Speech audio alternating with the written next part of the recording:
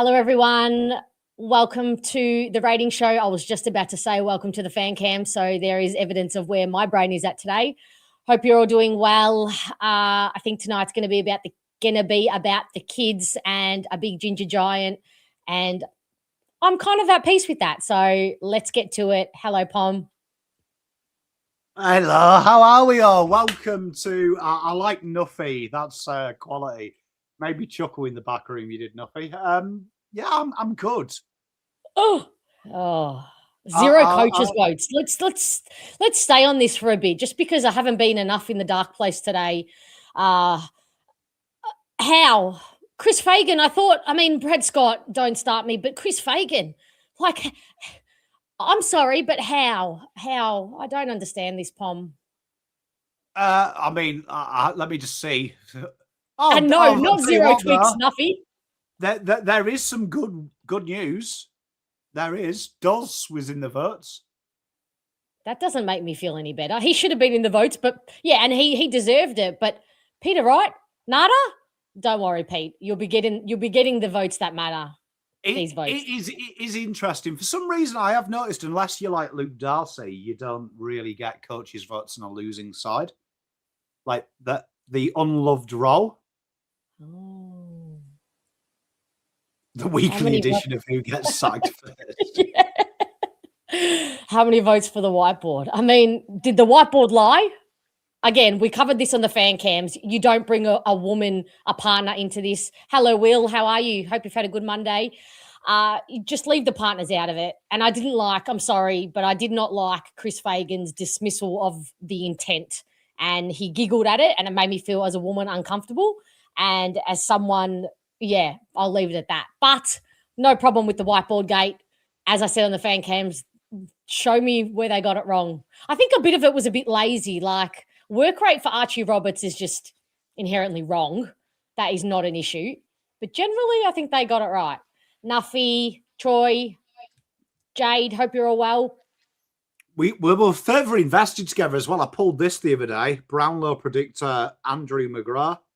Oh, okay. So, I think you're going to trigger some people who don't think those two things should be on the same card. But I've probably got as much chance of winning the Brownlow as Andrew. But I mean, it's part of the collection, so that's good. Hey, maybe if the tides turn, maybe one day we're having a different conversation about this. Maybe. You know, no. I'm going to take that. I'm going to take that silence as a no.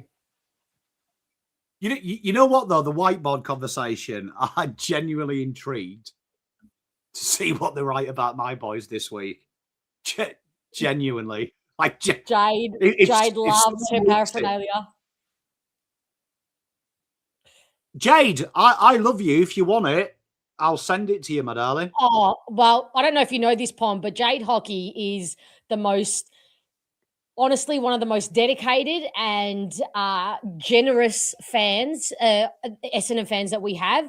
She gets all of the cards and gets them signed by the players and then sends them off to people, posts them, gives them to people. Yeah, she's amazing. She's beautiful. She's in my DMs and she always finds like the Carlton merch that's rare and lets me know about it. So absolute hero. We love her. So yeah, I'd rather go to a home that's going to cherish it. That's true. We like sharing the love. Is that true, TL? Or are you? I'm a bit vulnerable today. So can you not tell me lies? I'm a bit vulnerable. So yeah, evidently was an Essendon fan who was helping with the Auskick. Oh, okay. Fiona, Atush, how are you? You need to start actually giving players these Twix every week at Euro training. I should. I just want to see their reaction if they know what I'm talking about. I'm told they do, but which is a little bit scary. But anyway, we press on, don't we? Well, I mean, look. At least I'm in better spirits because I haven't got much hate left to give. I've been very brutal to my team this week. Okay. So I might be the nice one.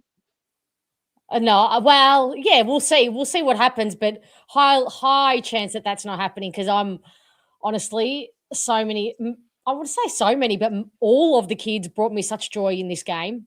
I thought most of them, if not all of them, had their better games. The babies I'm talking about had their best games of the year, including your guy. So I was just I was just happy to see Doz back. he's back, and then a couple of senior guys were back to their old selves, which was beautiful and lovely. All right. Oh, Pommy, if I get one of these, will you wear it for the show? Yeah, why not? Oh, don't tempt her. Don't tempt her. She loves her creative time. I would actually I'd wear it. I mean, I've worn worse things. I've worn a Cowton shirt to fucking Coles once. Well, okay. I'm not sure that's terrible. But oh, has that ever happened to you, Fiona? Like, have you ever like I very seldom go out in football merchandise, right? Just very seldom because I can't. I just think it's a very knob-heady thing to do. No judgment if anyone else does it. Thank you. No judgment. But any of these freaking legends I in just my don't community. do it. But there is nothing worse as a content creator than wearing it because you're now like a fucking beacon to fans. And it was last week after it was after the Collingwood game, so I was in a bit of a low place. And I needed bread, and I went and I had a Cowton shirt because I'd gone to the gym, and I had my Cowton just like training shirt. And this old woman started talking to me because she's a Cowton fan, and then her husband came, and literally it was like a 2 hour. I couldn't get away from them. They were lovely people, but the last thing I wanted to talk about was Cowton. I genuinely I just wanted to get my bread and fuck off, man. Like I really did. But they were really lovely old people, so I was glad they stopped me. It cheered me up. But yeah, it's like a beacon. So I'd imagine for you, Fiona, the last thing you want to talk about is Essendon, isn't it? Like you're at the gym, you're doing your squats, you've got your Darren Ambrose #1 fan shirt on. Paddy Ambrose, not Darren. Sorry. He's not 50 years old, but yeah, Paddy. I don't wear paraphernalia. I never have. I say never, not never. I did as a kid, but when I got older, I'll wear like as I think Biz or Will said, I'll wear a hoodie, a t-shirt. I have worn the t-shirt, but nothing obvious. It has to be subtle for me to wear it, just subtle. And I've got my Essendon gym towel, so that's my only paraphernalia. Greg, are you trying to trigger me? I'm just saying, if a day when she needs kindness, today's the day. Okay, don't trigger me, Greg. I thought Twixes were like university love. No, Tiger Type, mate. Honestly, that is where I draw the line. Club branded tracky pants, bro. $149.99. Criminal, like criminal. You have my mate, good mate of mine, Riley. Shout out, Riley. Love you. I bully him every day. And it is bullying. It's not taking the piss. It's crossed that divide. Because he turned up on a night out. We were having beers. Full Cowton, like, hoodie. And the tracky bottoms. Oh, genuinely. You sent him straight home. That's genuinely. Like, and I still talk because then he actually said, "Oh, well, these are more expensive than your like clothes. These are $150 a pop." And I was like, "You've spent $150 on tracky pants with a C on them." Surely you go to Bali and you buy them like for $12 or something. Like you don't buy that stuff full price. The quality is not even Fiona. The quality is not reflective of the price tag. I'm happy to pay for quality, although I did get a hoodie. So shout out to Bruce. Thank you. I did get a hoodie at the Bomber shop with my voucher and my friend Bruce's voucher. He kindly gifted it to me. And that material, and it's so warm and cozy. So perhaps it really honestly, is. Feeling his pants as well, which is like, that's a clip in itself. Okay. Feeling his pants, they're no different to like the Kmart tracky bottoms. They've just put the logo on. Yeah, exactly. Nuffy, controversial takes Turkish Delights and Moros actually go all right. Which one's the Moros? What's the Moros? Which one's that? Is that the Mars bar? Yeah, it's like a Kiwi flight. It's the New Zealand version of a Mars bar, basically. Gotcha. And I was answering somebody else's question. TL, where are you? Here, is the left Twix or is the right Twix your favorite? Actually, does everybody start with one or the other, or just random? Are you a weirdo like me? I always go for the right one first. I don't know. Is that because I'm right-handed? I don't know. Is it weird? I don't know. See, I always judge everything like bottom. Horizontal. I always the bottom. Oh, so you horizontally? No, so it'd be the right. It'd be the right one. Huh. Okay. Righto.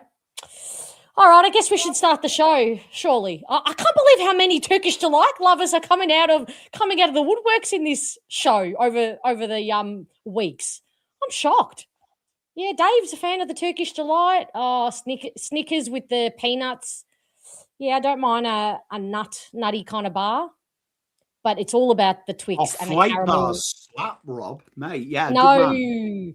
You have to eat the flake. You have to eat a flake over the sink like this because it just crumbles and it goes everywhere. Just wedge it in your gob.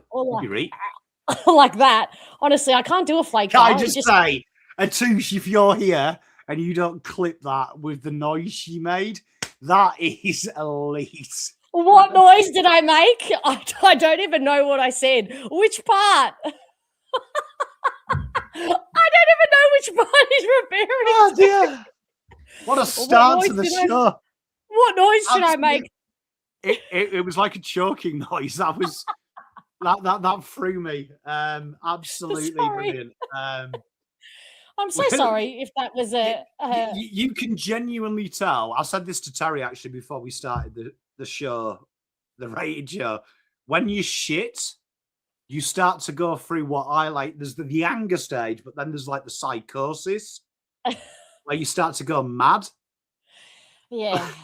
I've been through the 360 range of emotions today. Atouche will know this. And I think now I've come out the other side into just, the losing of one's mind. That's where I'm at. All right, let's on that note get started, shall we? As usual, we are going to start with the mids and the ruck, of course. This is going to be, it's going to be 3/4 of a fun time, I would say. Peter Wright. Fun time. I mean, you just bring me so much joy. I hope you know that. Imagine getting comprehensively beaten and shellacked on Anzac Day and then turning up and having such pride in yourself and your performance and saying, nah, that's not happening again. Imagine doing that. Is that not the benchmark for life, football? Well, that is exactly what this big man did. Nobody, the rhetoric the whole week was, Draper's going to kill our rucks. Peter Wright's not up to it. When can we get Brian back in? Bring in a half-hearted Brian or half underdone Brian. Wow. It was not required because Peter Wright, man, did he have himself a game, Pom? Did he have himself a game? 11 score involvements for the big guy. Two goals himself, beautiful goals that he just nailed. Again, that's how you know when he's off. Last week he's missed those goals. Had a third shot at goal and was touched on the line, of course. And he also had, now tell me if this is weird, but he had 397 metres gained. That's a lot for a ruckman. For context, Draper had 79 and Fort had 132. Is that standard for a ruckman or a ruckman who's going very well? I should have actually checked how much Darcy Cameron had last week. Draper had 10 too many for a comical number. But so ruckman, the best ruckman will go at about like 200, let's say, the cutoff. Your Grundys, your Jacksons, your Gorns. That's crazy.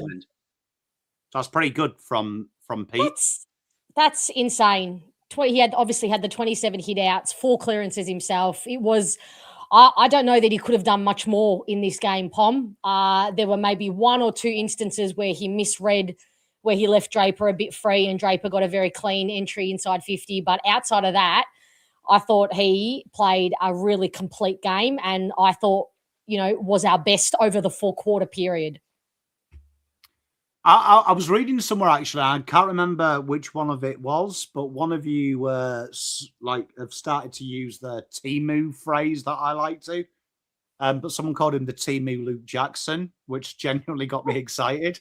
I was like, that's fantastic. That's as in right is the Timu Luke Jackson. Yeah, like he's just like the budget entry level, not as quick, not as agile, but does the same thing. So I really enjoyed that. You know what? I didn't get to watch this game live because I was watching the Eagles Richmond, so I had to watch this back. But I did check the stats before I watched it, and I was kind of a little bit excited about Pitternet versus TDK because I was like, okay, Big Peter's gone. You're the old blue-eyed boy. You're the guy who ditched us. I'm going to come in here and just let you know we don't miss you and I'm the man.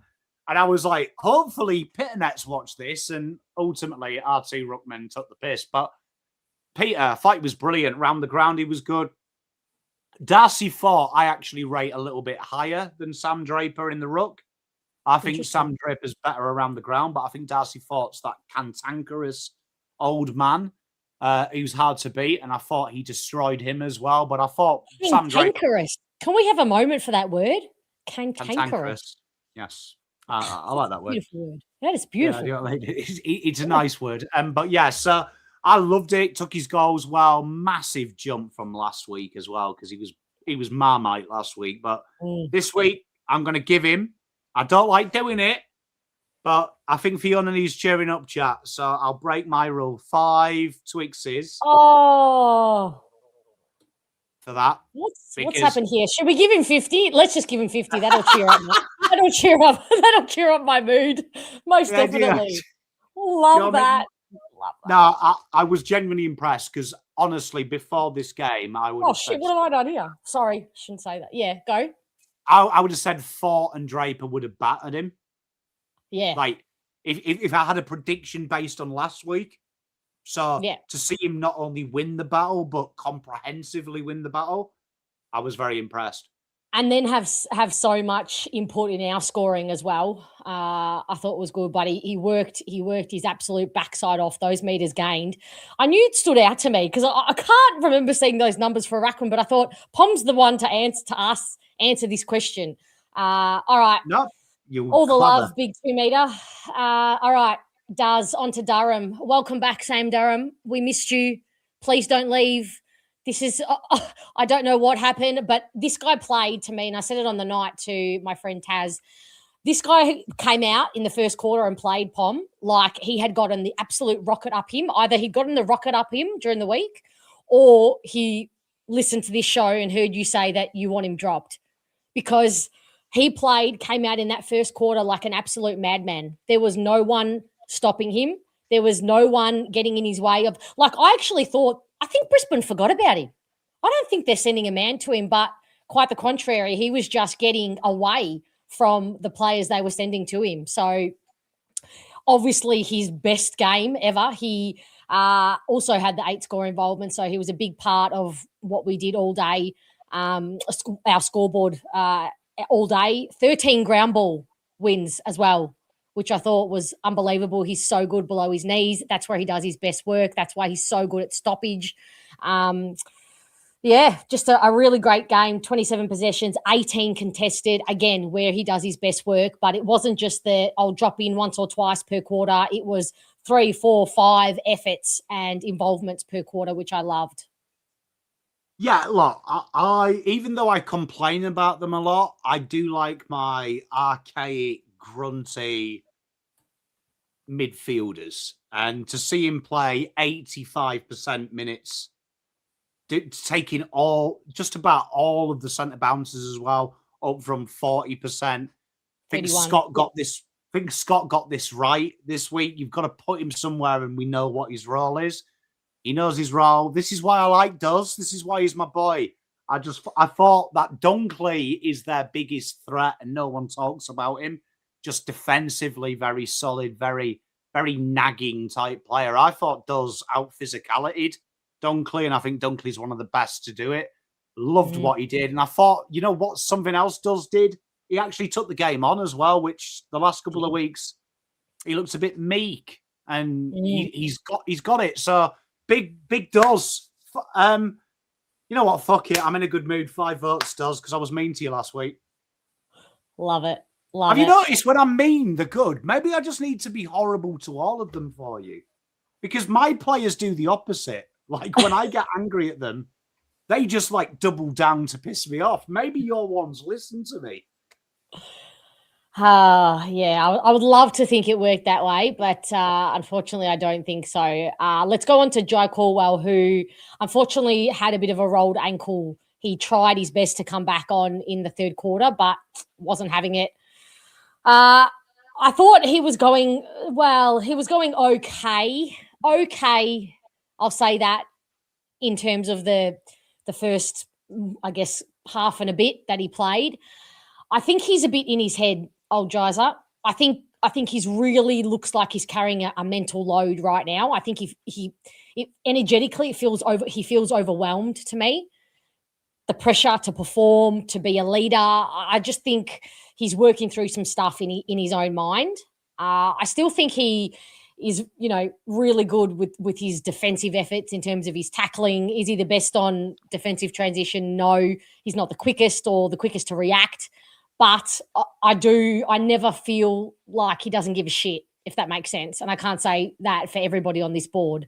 So, yeah, I feel a bit sorry for him now, I think, because I think he is carrying a mental load. And as soon as he hobbled off, I thought that's nervous system disconnect and a mind disconnect, because to me, it's felt like in the last few weeks he's carrying this huge mental load, and sometimes your mind will just do it will go into self-preservation, and it will tell your body that it's not safe. So, I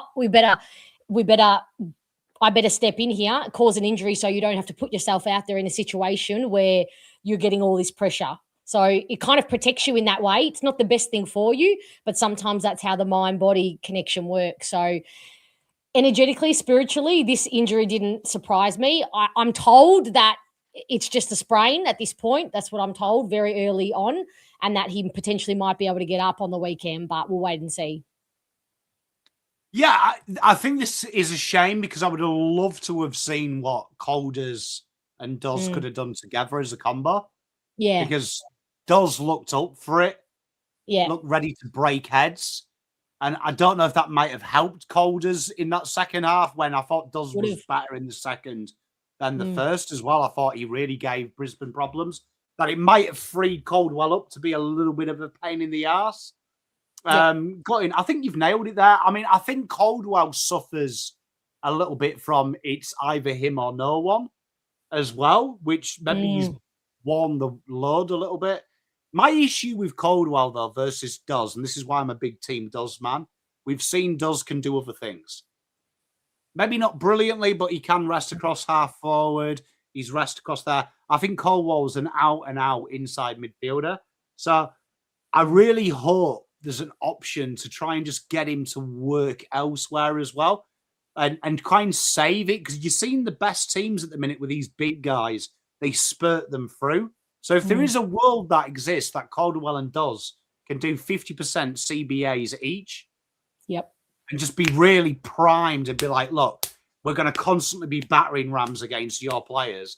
I'd love to see that. So, yeah, Caldwell just needs to get back to where he was midway last year, but no votes from me. I hope his ankle's fine. You're right, though. He is definitely, and that's what pisses me off about the next guy. He's definitely, it's all up to me, because it has been to him. And you're so often you'll see him ping-ponging from three in the middle, trying to cover three opponents, because some midfielders are not interested in doing the hard stuff in there. They're waiting for the easy ball. And that brings me on to the next guy, who I thought had a ick game. I know people are going to say led the tackles, but if you are a midfielder that goes to centre bounces, irrespective of whether you're the guy who's the sweeper, the guy that's used on the outside, the hit guy, whatever you are expected to give your all to winning the ball, and not just wait for the easy hit, easy tap, or the easy handball. And I do not see that from him. I am, you nailed it, David. So disappointed with him around the ball, because it is simply waiting for the easy handball. Now, I think of Fremantle, and they're the midfield who I think are so selfless. They work for each other. Nobody is tasked with getting easy ball. Everybody is working for each other to get the clearance, and that's all that matters. Now, I don't know if that's an instruction to Zach. I know that Zach thinks he's the creme de la creme, and yeah, maybe he is. But irrespective of that, if the instruction is you to just sit off and get the easy ball so you can be the distributor and not actually attack and get to a contest where you can actually win that ball the hard way, I don't like the instruction. And if that's not the instruction, that's just what the player's doing, I hate it. And it is not what a team is about. And it is not the legacy or the leadership or the lessons that these young kids should be learning and should be picking up on. So really, really disappointed with his game entirely, playing within himself, for himself, and really disappointed. Yeah, I think T.O., I think the best comment I've seen as well, like to back what Fiona said, someone who's playing for himself, like it's or half forward, wing or half forward. If that is the idea, to be the creme, to just get to get an easy ball so you can distribute well, don't put him at centre bounce or at stoppage. It's fascinating, yeah. Like he's got to be, if he's going to be, kind of. Very similar to my criticism of Walsh this week, right?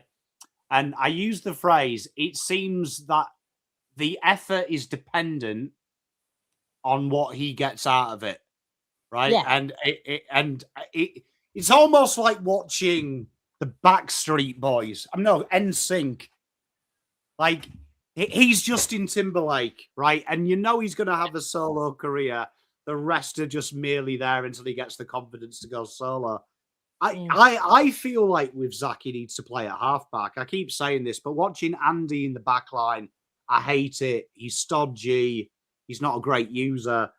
That's Zach's skill set. So if Zach wants to play halfback, get him pinging passes, get out of there. But he shouldn't be playing if he's not willing to do it, in my opinion. He did look like, if he was a 19, 20-year-old, I'd forgive him.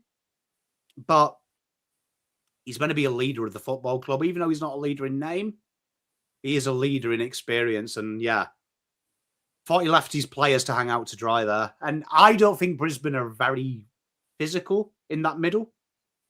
I think you can play against them. They're just very good structured. He really needed to up his game. Not great. Yeah. And you're right. He can tackle and stop a player in his tracks by tackling them, but do it at half forward or, as you say, half back. I probably, if I had to pick, I'd say half forward, but then don't know who I'm sacrificing for him to be in there. So it's a tough one, but I also thought he didn't use the ball well as well. He was quite fumbly and not clean, but bad couple of weeks for him. Yeah. All right, let's go on to some fun, happy times. Dyson Sharp, my guy. How good. He was in the middle, and he was in the middle for how many centre bounces? I wrote this down. 28, mind you. 28, the most, obviously, that he's had for the club. He played his best game for the club. How much exposure did he get in there? He played on Dunkley and Neil. What lessons, what a learning, night of learning for him. I thought he showed some of his best attributes. Obviously, he got a bit overawed in at times, but 4 ground ball gets. I whinged about the ground ball gets a couple of weeks ago for the entire team, and it was good to see that I think most players did really well in that department this week, which was good. 3 intercepts, 3 inside 50s, and 4 score involvements for Sharpie. So he didn't look like he didn't belong in there, to be honest. Looked quite at home and had some nice link up disposals to the forward line, which is good. What I really like about Dyson, I was a big fan of him in the draft. He was one of my faves. Just watching him is his ability to get beaten but then come back, and I think that's something is rare in senior footballers, right? But big time footballers who have got a lot to improve. Young kids, I think that's really tough to do. And I thought in the middle piece he got really hurt. I thought he looked really out of place. But his fourth quarter really impressed me that he stood up, learnt the lessons, got himself back into it, I really like Dyson. I hope we see it for the rest of the season, to be honest, because I think midfield minutes, this is where he's going to cherish. I've got a bit of a reservation with Dyson Sharp playing half forward. It's the same reservation I have with Jagger. I don't think he's learning anything. I don't think he's going to get any better in that role. I think the big thing for Dice is translating his ability to win ground ball, win the tough ball against full-grown men, which he's done for 2 years now at Sandford. See it in there. So I really like him. I love how clean he is as well in the clutches. He seems to always get a hand free to get that handball away. Very hard to pin holding the ball. So big fan of him. Yeah, you're right about what are you learning. I mean, there is a craft to that half forward role, so I don't think it's like a waste.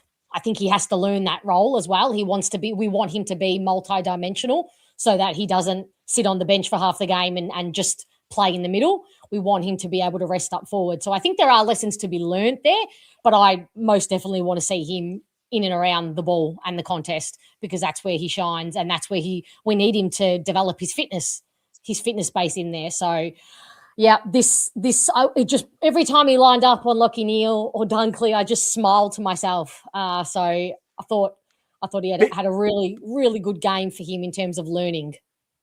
Bisley, your comment, absolutely brilliant. Because why I love Dyson is I like how kids are robust. So 2 years ago, he wasn't in anyone's top 5. One of his knocks was his midfield craft and his, believe it or not, his intensity levels went away, came back. Last year's knock was he didn't kick goals. Now, there's a great story in the Sandford. A couple of his mates played across half forward. He spent all pre-season with them, getting them to teach him the tricks of the trade. Was one of the leading kickers from midfield last year. Like suddenly out of nowhere, a guy that was averaging 0.2 goals was averaging 2 goals 1. So every year, someone has come to Dyson in the juniors gone, oh, he's good, but he's shit at this. Oh, he's not very good at this. And every year he's proven you wrong. So that's why I think he needs that midfield time, Fiona. Like, let him prove you wrong. Like, he needs 10 minutes at least, like 10% CBAs as he's learned of a role. But easy 1 vote for me. Lovely. All right, let's get on to Xavier. Pom. No, fair. On to Xavier Dersma Pom, who had the matchup on, was it Fletcher that he was matched up on the wing? Yeah, Jasper Fletcher, boy. I think, was on his side of the ground. Yep. Yeah, my boy Jasp, the big Jasp dog. Look, I really think, and I want to have, look, hopefully Brad Scott, we know he watches this show because he's fixed us. So his next fix this week, fix Durs. I'm sick of seeing Dersma just get a job because he's the only one willing to do it. It's almost because you're okay. You're okay at doing it, so I know you'll do it. I love to see Dersma get like kind of a little bit of responsibility going forward because these negating roles and these like responsible roles, yes, he does it, but I feel like there's so much more to Dersma's game. Like probably pigeonholing him. Yeah, it's almost like when I watch Merritt stink it up, it's like he's got this opportunity because of the past. But I don't like hearing he won how many BNFs, he won how many. Like, I hate hearing that. It's like, what do you do now for me, Zach? When I look at Zave, I'm like, I'd rather someone else be punished with this role, really exposed, like being shown up a little bit, and Xavier get a role that can hurt the opposition. So I hope so, TL. Yeah, I just get it just pisses me off a little bit because I thought he did well, but I think there's more to Zabe's game than. It's a good point though that TL makes because right now we've got misfits on the opposite wing. So I think you've nailed it here, TL. Jackson Pryor started each quarter on the wing and rotated through with Archer Day Wicks. Did anybody else? I think there was somebody else who went on there. I'm forgetting one. But anyway, so there could be merit in this, Pom, that Fiorini allows him to actually have a bit more offensive responsibility. What is going on with Braden? He's like been TBC for about 8 years. Yeah, he has. He's back. Unfortunately, they're weighing up all the options. Put it that way, with his back, because it's all based on how he fronts up the next day and how he feels the next day after a session of running or working out. So far, every week, all he comes out for training is maybe 20% of it, does some running, works up a sweat, and then goes inside. So it's a bit concerning, unfortunately, with the back. That means I'm starting to get a sore back, kind of just sympathy pains from all these back issues we're having. Roby, Kako, now Fiorini. So no idea when he'll be back, Pom.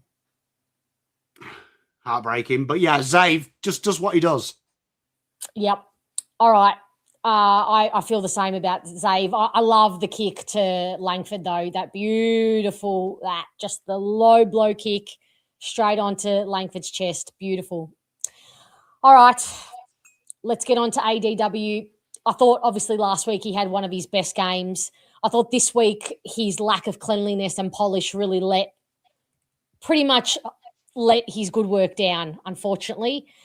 Just not clean enough when it mattered in kind of important moments as well. Not necessarily important parts of the ground, just important moments.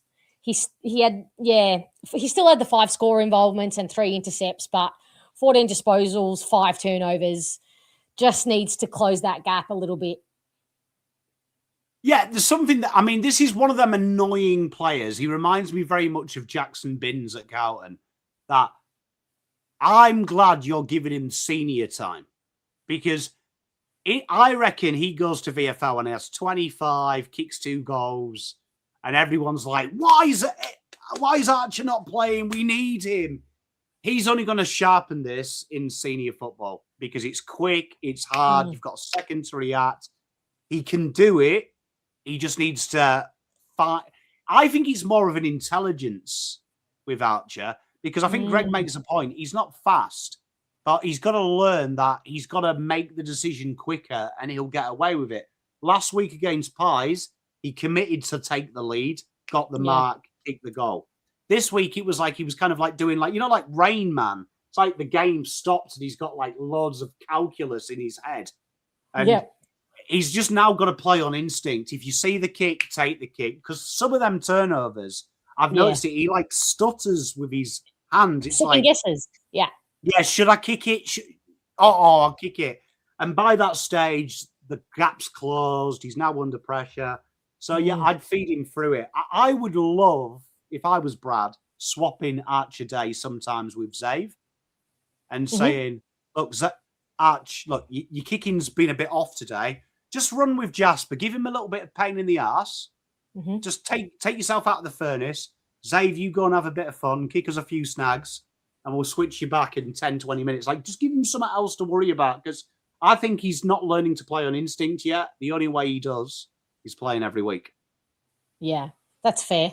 I mean, he did have his own hands full with the baby Ashcroft, who I think he lined up on when going through that wing.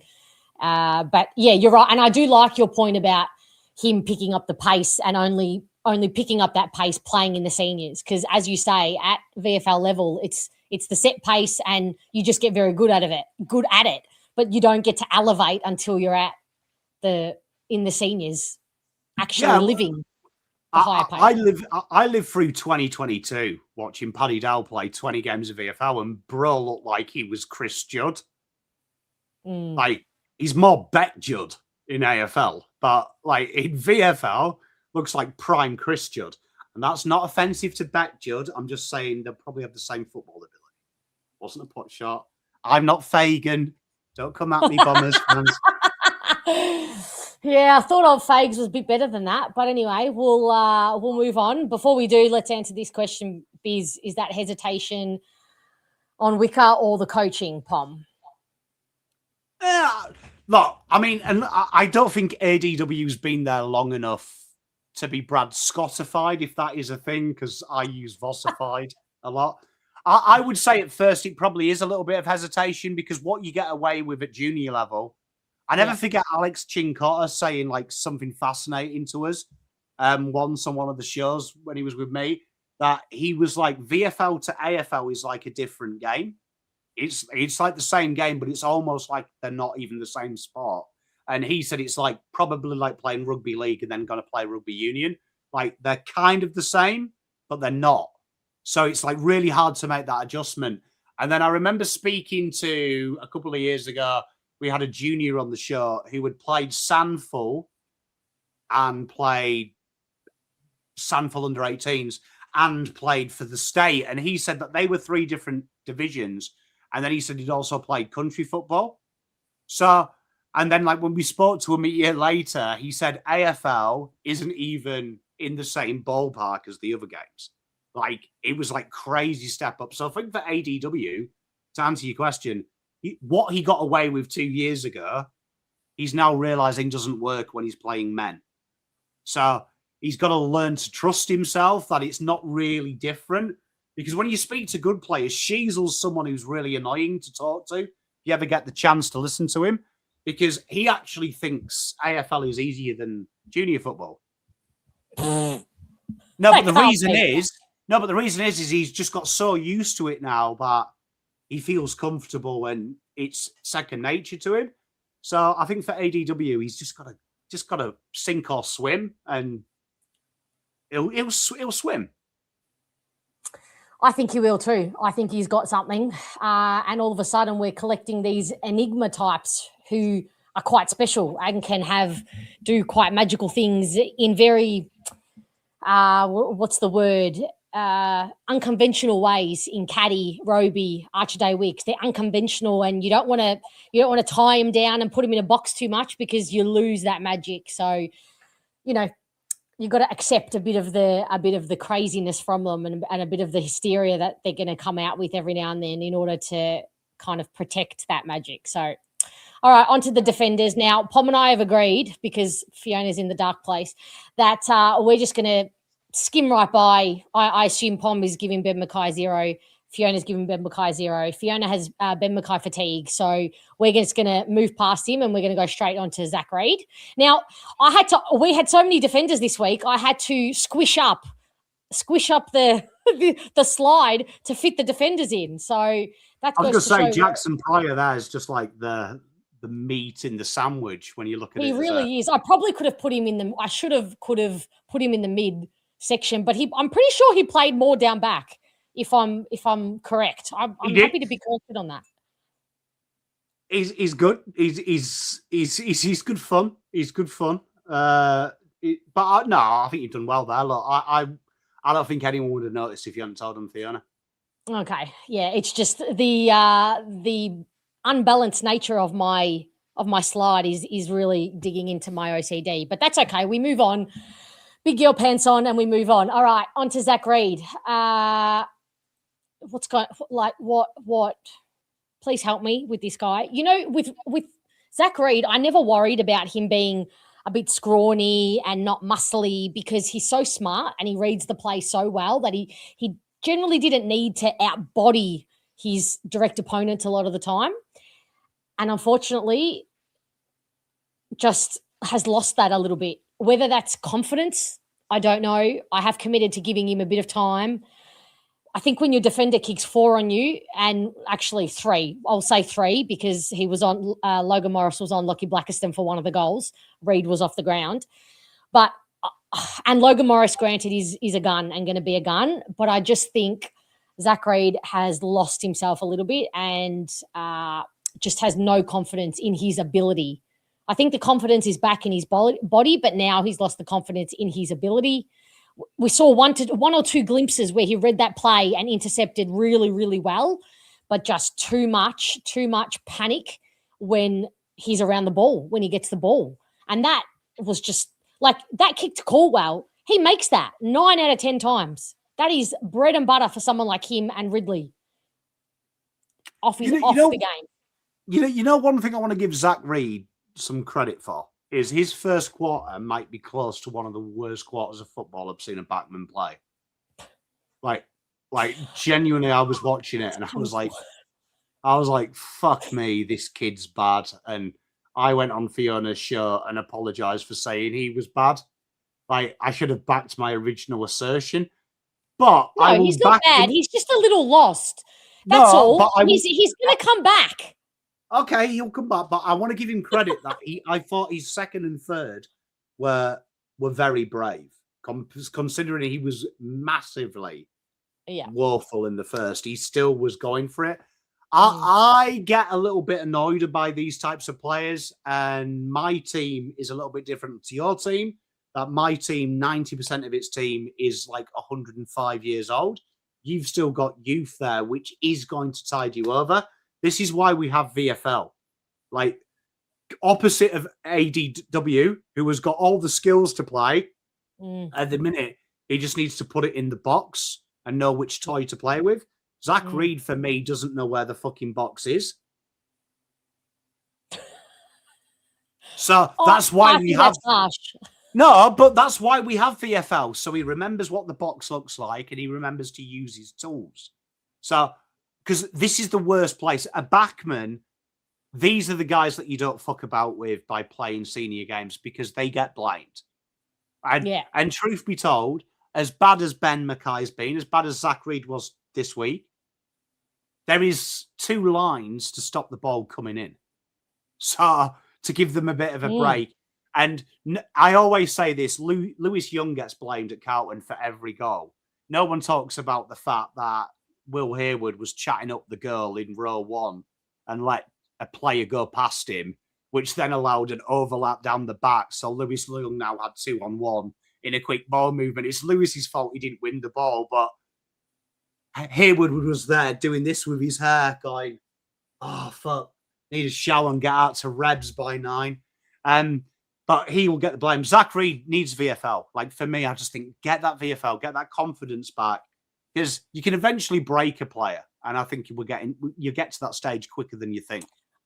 I just think, with the influx of ball that is coming every single week down there and how quickly it's coming. How much did they score from centre bounce? Like 3 million? Like it's just there is just no. It was depression session. If you want. It was just, and it's not isolated to this game. It is every single game this year. And yeah, you're right, Greg. Mackay and Reed are copying it, and others, but them two specifically. And I just want to correct you. Mackay had a shocking game last week and a bit of a nothing game this week, but he has had, I think, saying as bad as he's been is overstating it for mine. He has not been as bad as the media made out for it to be this year. He's had a couple of really bad games and exposed, but he has many, many, many, many other passengers on that bus as well. But yeah, in terms of Reed, I don't know. The other thing is we don't have depth in the VFL to be able to put a Ben Mackay forward or to drop a Zach Reed. Our Lewis Hayes is still on his way back. He'd be the obvious choice. Kale Girine is getting bags kicked on him in the VFL and doesn't even look comfortable as a defender. Looks quite strong as a forward, but so we don't have depth there. Our other defenders are VFL listed players, so it's not as easy as just, as dropping him to the VFL. Which forward would you put back in? You want to put Archer May back, Caddy back, Edwards back, Jones, Harry Jones is another one, but he's injured, so it's not as easy as just saying. I say this to Carlton fans, Fiona. Like, the AFL is not a place where we practice positions. So, like, it's Zach Reed or another defender. If another defender doesn't exist, Zach Reed just has to nut up and deal with it, as hard as it sounds. But the AFL is not a place where we have positional ideas. We're getting it at the minute. I feel sorry for the Mackay family because Harry he's been in shocking form for 2 years. And it sometimes gets to the point where it's a little bit personal. Right, we're no longer talking about the footballer now. We're talking about the human being, and the football is like the side quest. So, but with Zach, look, I think there's something there. I just think he needs to, in an ideal world, Redders is back. Does Redders play a little bit undersized as a player? Is that the move? He's putting Blackiston right under it. Is that the move? It's a tough one, isn't it? It is very tough. He definitely looks better when he's got a Ridley there to steady the ship. Unfortunately, there's no easy games in the AFL, unfortunately. There's not, and we don't have our depth is starting to dwindle as well. Unfortunately, it's not as good as I think Brad Scott jinxed it 3 weeks ago when he said we had all this depth. It's now gone into the ethos. So, all right, now moving on to one of Pom's favourites, and you know what? I know Pom has been enamoured with him, and I have been a big fan, no doubt.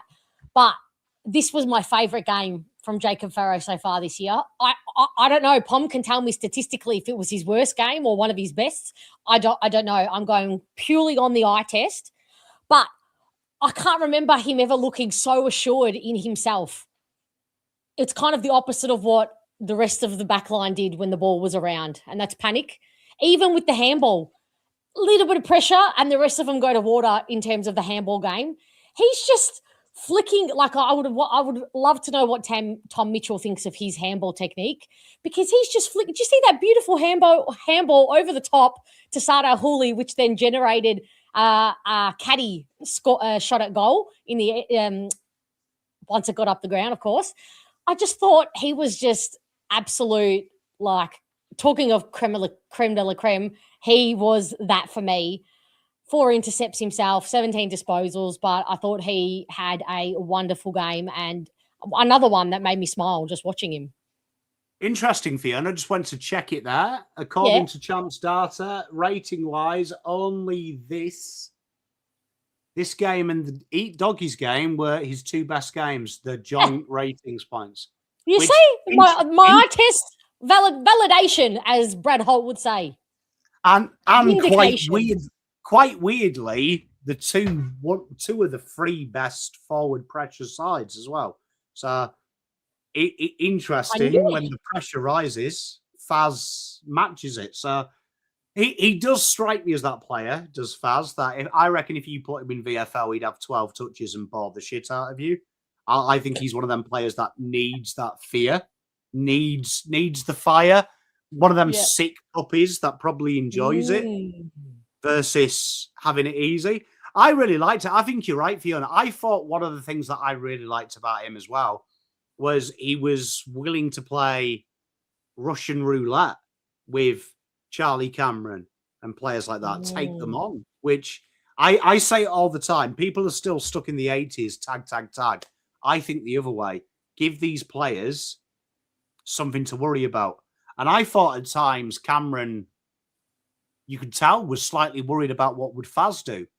Like, if I let him have these uncontested, which is the quickest way to get him around. And in the end, I thought Charlie Cameron just had his normal game, 2 goals. And I think that's a win. That's probably what you already pre-write down on your stat sheet. So 2 votes for me. Well, Andy McGrath had Charlie Cameron, but Faz was like caught out on Lohman at times.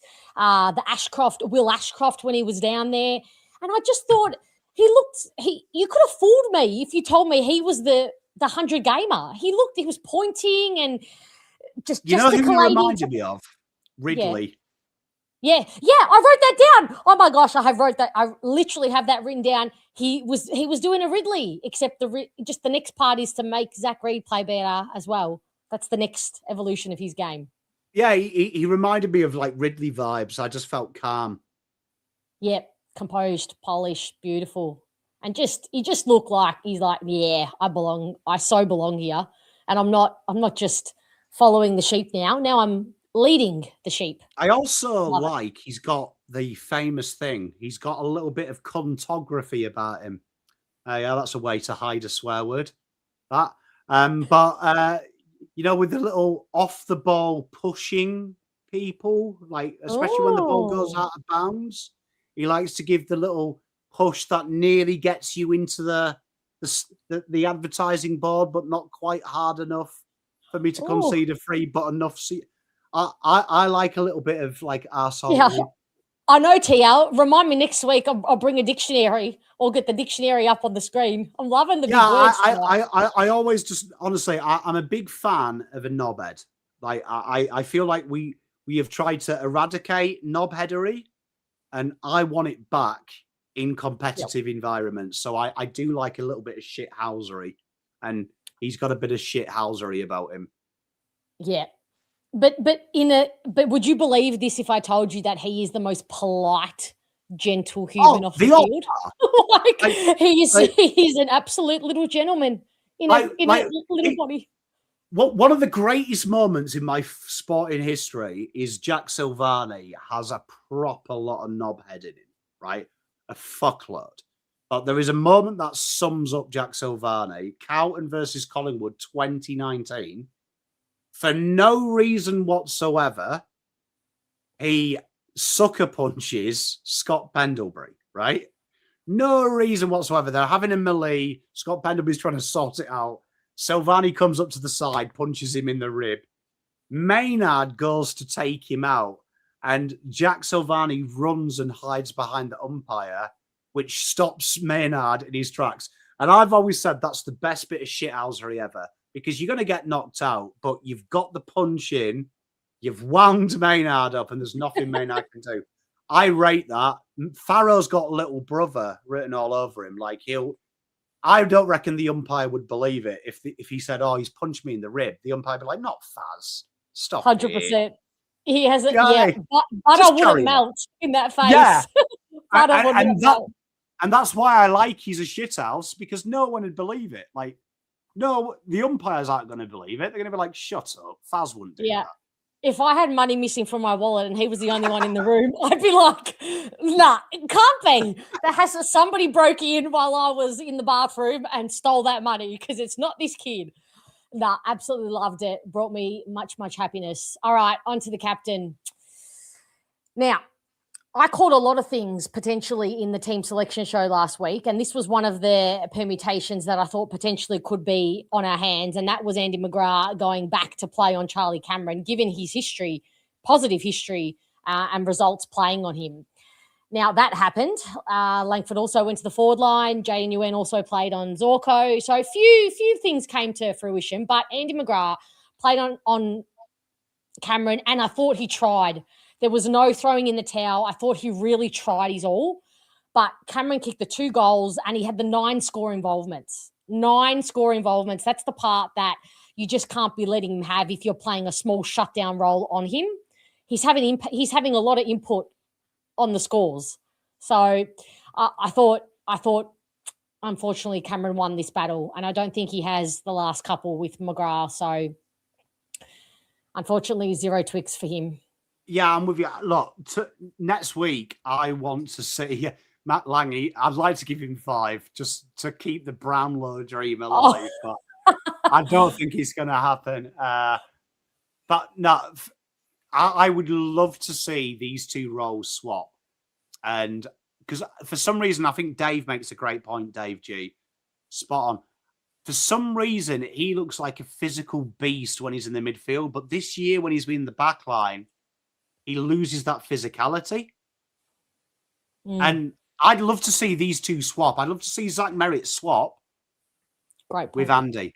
Like Andy play in the midfield. Zach, you control, you distribute the passes. I don't think we need a stopper in the back line, per se. I actually think Archie and Jacob, if they play their best, they force players like Cameron. You saw it with Lohman. They don't like defending. So just force them to defend. You'll negate their influence almost vicariously. Yeah. I wonder if he goes back into the middle. There's there's a couple of little small forwards for the Giants who are wreaking a bit of havoc in, obviously, Toby Green, but also Gothard. I wonder if they'll be tempted to keep him down there. But my wish would be to put him back in the middle. But again, do people want Sardis to come back in and then Durham stays in? Well, that's got to take some of the centre bounces off someone. So the juggle, the balance is real. All right, on to the next guy who, I thought Kako made me sad. This makes me almost sadder. Sardi, who has broken his collarbone. And God love him, he got hit by Cameron that broke and shattered his collarbone and still managed to still had the will to get the handball away. Like, what a guy, honestly. He was starting to find the continuity and get the continuity and flair and dash back in his game. He looked confident in himself and his ability, and he was going to hit 4 consecutive games on the weekend if he was going to play, and that's the first time he's done that for his career. So I'm just so bummed by this injury. And I haven't Googled how long collarbones take to heal, but I'm told it's quite a while. So very sad. I thought he was having a really, really handy game up until he was obviously given the task of Cam Rayner, which is, again, as you say, Cam Rayner doesn't like to defend. He's one who really doesn't like to defend. And I thought Sardi was having a really good game on him. 6 intercepts himself, 17 disposals, 5 contested, and two of his own inside 50s. So generating a lot of run and dare from the back line, as we know he can. 8 to 12 weeks, yeah, that's depressing. He's another player who had a shit house first quarter and then bounced back. So I always like this because I think it's very easy to finish the way you start, right? And hopefully if you're a good player, you have 4 or 5 out of 10 start, finish 7 out of 8, and that's all good. It's really hard though if you start 1 out of 10. I think, to get back into the game. I love something about him. There is something about him that's very likable. I don't know what it is. He just makes you happy. Takes the game on as well. It's nice to see someone take the game on against these bigger teams. As Essendon get better, it'll be interesting to see how good he becomes as a player when you've getting more chance to do it. I'll join you in a vote here. There's something about Sard. Yeah. That's interesting from original Subby. Let's go with Subby. Can't agree on Farrow. A bit slow. Absolutely no right foot. Has class, but not convinced yet. I don't think he's in it for the speed. I don't think we need him to be super, super fast, do we? He's more of the distributor. No right foot is correct, though, right, Pom? His right hand side of his body is just even him out. Dead. It's just there for show. But I will say this: it's massively improved from 2 years ago with elite coaching. If he can add that, like if you can add that, I feel like I'm talking about Carlton here as well because I'm like, seems simple. We just got to teach him how to kick. It is, but I still think he is absolutely like. I think you're harsh there, original Subby. Like you look at all the halfbacks that are dominating by foot.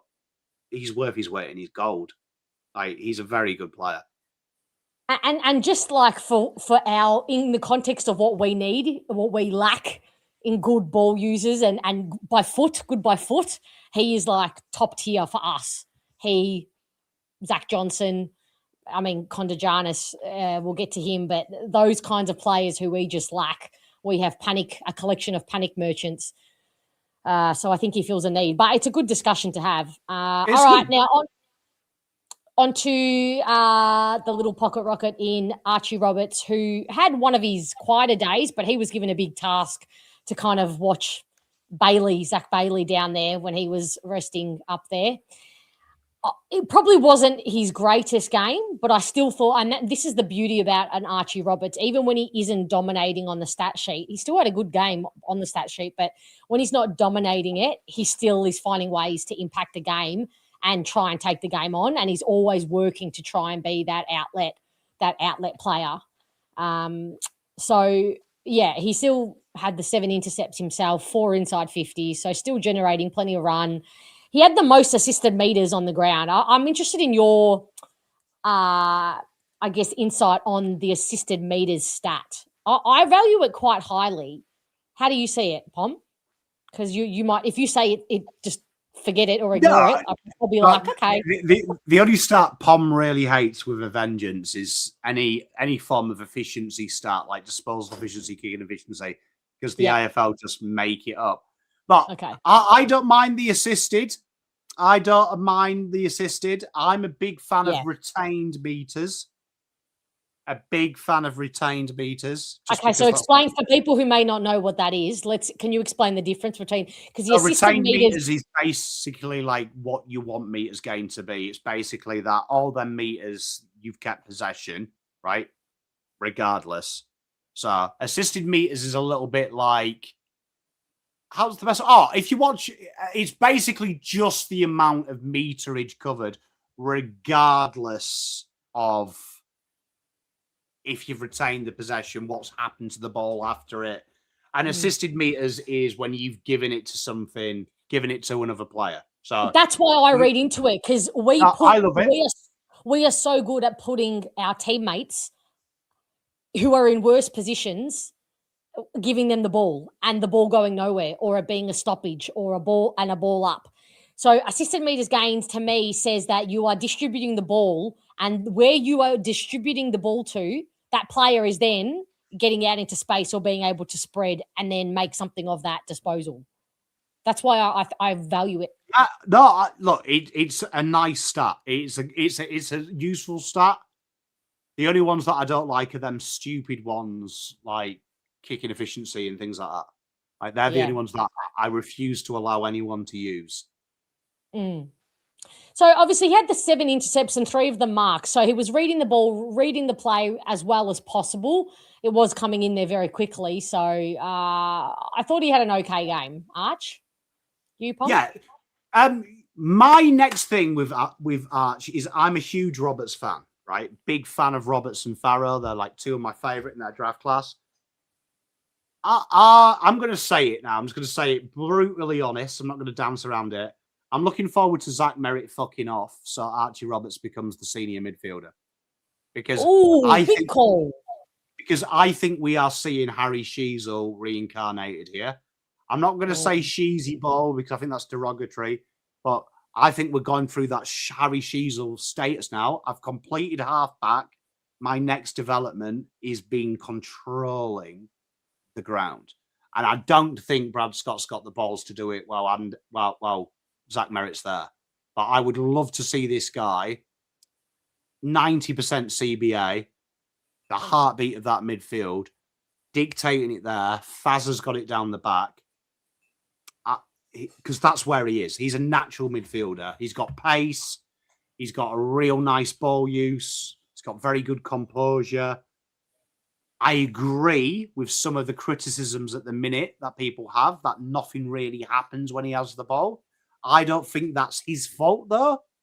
But I would rather have him pinging them passes to a half forward as opposed to a winger, where naturally, if he's in the midfield, then kicks are going to a player. Because I think this guy, bold call, he's a Brownlow chance. He's that good. Oh, eventually, absolutely. I think. And if it was me in Brad Scott's position, I would swap Zach and Roberts around straight away. Like it would be Roberts midfield for the rest of the year. I would love that. And I think that would accelerate his development there. And this is the year to do it. And I have our captain next to him and be like, look, Andy, your job for 2 years, protect this guy. Protect this guy. No one gets to him. No one gets to him. Yep. I love it. Let's speak it into existence, everyone. Would love to see that happen. But he's a quality footballer. Like, I've seen some comments on some boards. Fiona got upset about Ben Mackay. I've got upset about Archie Roberts slander from some Essendon fans. He's different gravy, Roberts, man. Him and Farrow, different gravy. I'm adding a few more into that as well. The kiddies, I think, and this is like just so wholesome because this is what we're holding on to as Essendon fans, and we all know this. We are holding on to the Roberts, the Farrow, and the thing that they all have in common, and that I personally think that previous draftees didn't, is they have a mental dexterity that is going to hold them in good stead through this tumultuous period. Like a caddy, there's a mental dexterity there. There's just a genuine appreciation for where he is in life and what he has at his fingertips, and the jumper. Maybe not so much love for the fans at the moment, but I wouldn't blame him. So like you've got it all. We've got it all at our fingertips now. So just the part about, we're going to lose them, they're going to want to leave in terms of not learning off the leaders. That was my worry. But the more and more I watch these guys stand up in big moments and be the big boy, they look already like they're the big boys and the leaders out there. So that gives me hope. Yeah, like he's captain written all over him. Like captain written all over him. Oh, just do it now. Like I would be happy for them. We don't have an official vice captain. I'd happy for them to make him, even though he's not in the leadership group. But anyway, all right, let's move on to any Twix from you for him? Yeah, 1 Twix. 1 Twix. Oh, okay. I was gonna say 2, but I think 1 is more accurate. Oh, I thought you were giving him none. I was like, Jesus. No, I've a nice one. I've got 2 written down, but I think after speaking it through, 1 is probably more accurate. So, all right, Jackson Pryor had a bit of a nothing game for me. Is that accurate? I know that's being oversimplifying it, but he's down there. I don't even know. I couldn't even work out who he was playing on half the time. He was kind of free sometimes. He's just a fill-in player, though, isn't he? He's just a fill-in. But he wasn't really getting into the positions where he could impact or just fill space. So Logan Morris was not giving it served on a silver platter, and Lohman on a silver platter. I don't know. Just a bit of a nothing game. 1 intercept. I can't add any more. The highlight of this game for me is that Fagan's taken the heat off me after what he said about his missus. Because I've copped hella hate from Essendon for calling him a Timu footballer. But thank you, Fagan, for taking the light off me, mate, with Jackson Pryor. I appreciate you. Yeah, look, I felt like we had way too many defenders. And it's kind of funny that you've done this because it felt weird team selection. And this is where I've got an issue with Jackson playing because I think Jackson could have done more to help Zach, certainly more to help Ben as well. And it felt like there was too many of them not knowing what they had to do and who they were on. So I agree with you. But I like Pryor. You need these guys in your list. But this felt like one of them games where he had no defined role. He was just kind of, when we've got someone on the bench, you want to just stand there. Yeah, that's exactly what it felt like. Exactly what it felt like. And that's why I said I've written down a nothing game because I'm not even quite sure what the role was. I'm sure someone smarter will have a theory about it, but not sure. I agreed with it. And I've been a big raps for him over the last couple of weeks on this show. I was so impressed with him. Not last week, the week before, I think it was. Or was it last week? Anyway, all the weeks are molding into one. But, yeah, this was not it. All right, on to our makeshift backman. Didn't play a hell of a lot in the ruck this week, and why would you when Peter Wright is dominating in there? But probably his worst game for the club for me. Lockie Blackiston. Yeah, this is one of them ones that go back to what I was saying with Zach Reed and how you replace him. The problem is when you're learning this role in AFL, you're learning it against guys that eat you alive, even if you're good. So if you're learning, you don't really want to be learning. And I keep saying it, defenders always get the blame. So like every mistake you make in the key position, you can turn the ball over 10 times in the midfield and no one cares. You make one mistake, it compounds. This screams VFL, doesn't it? Like, get him centre half back in the VFL, work against guys that part-time at Bunnings first, and then come back to the AFL. Yeah, you're probably right. I think I can see something there. That's the only thing. You're right. It's probably just hasn't unlocked it and put it all together right now. And maybe the VFL is where it has to happen. But again, we don't have the luxury right now. We're not the team who has the depth to actually be able to plug the hole. But maybe it's going to just include a bit of rejigging. Maybe we had one too many defenders anyway. So Sardo Hooley out, Redmond in, who played pretty well in the VFL, mind you, played okay. I think he will definitely put that down for a definite. I may as well put that on the banner right now. Redmond will come in for our Hooley, but yeah, maybe Lockie Blackiston doesn't have to play. Although thinking of the Giants backlines. Anyway, I'm getting off the track. Bringing myself back. Apologies for that. Let's move on to Max Kondagianis, who, again, I could not work out what they were asking him to do. Yeah, this one's weird because, like, you look at Kondo's skill set, it's kind of obvious. And this felt more of a lockdown defensive type of role. And you kind of want him attacking the ball and having a little bit of freedom when he plays. That's where he does his best work. Very what you guys talk about, Mr. Zach Reed. That's the type of player he was during a junior. Just attacks the ball very hard, gets the intercepts going. I think that's a great call by you there. That I think it does feel a little bit early for Max. I don't think he's fully ready, but this is an intriguing one because I'd love to see what would happen if Blackiston wasn't there and he played him more central, because Condo's best work is playing loose, and it's weird that he was like that lockdown role. So I'd love to see like a Zach Reed, McKay, Condo as a trio, like, and let them play loose.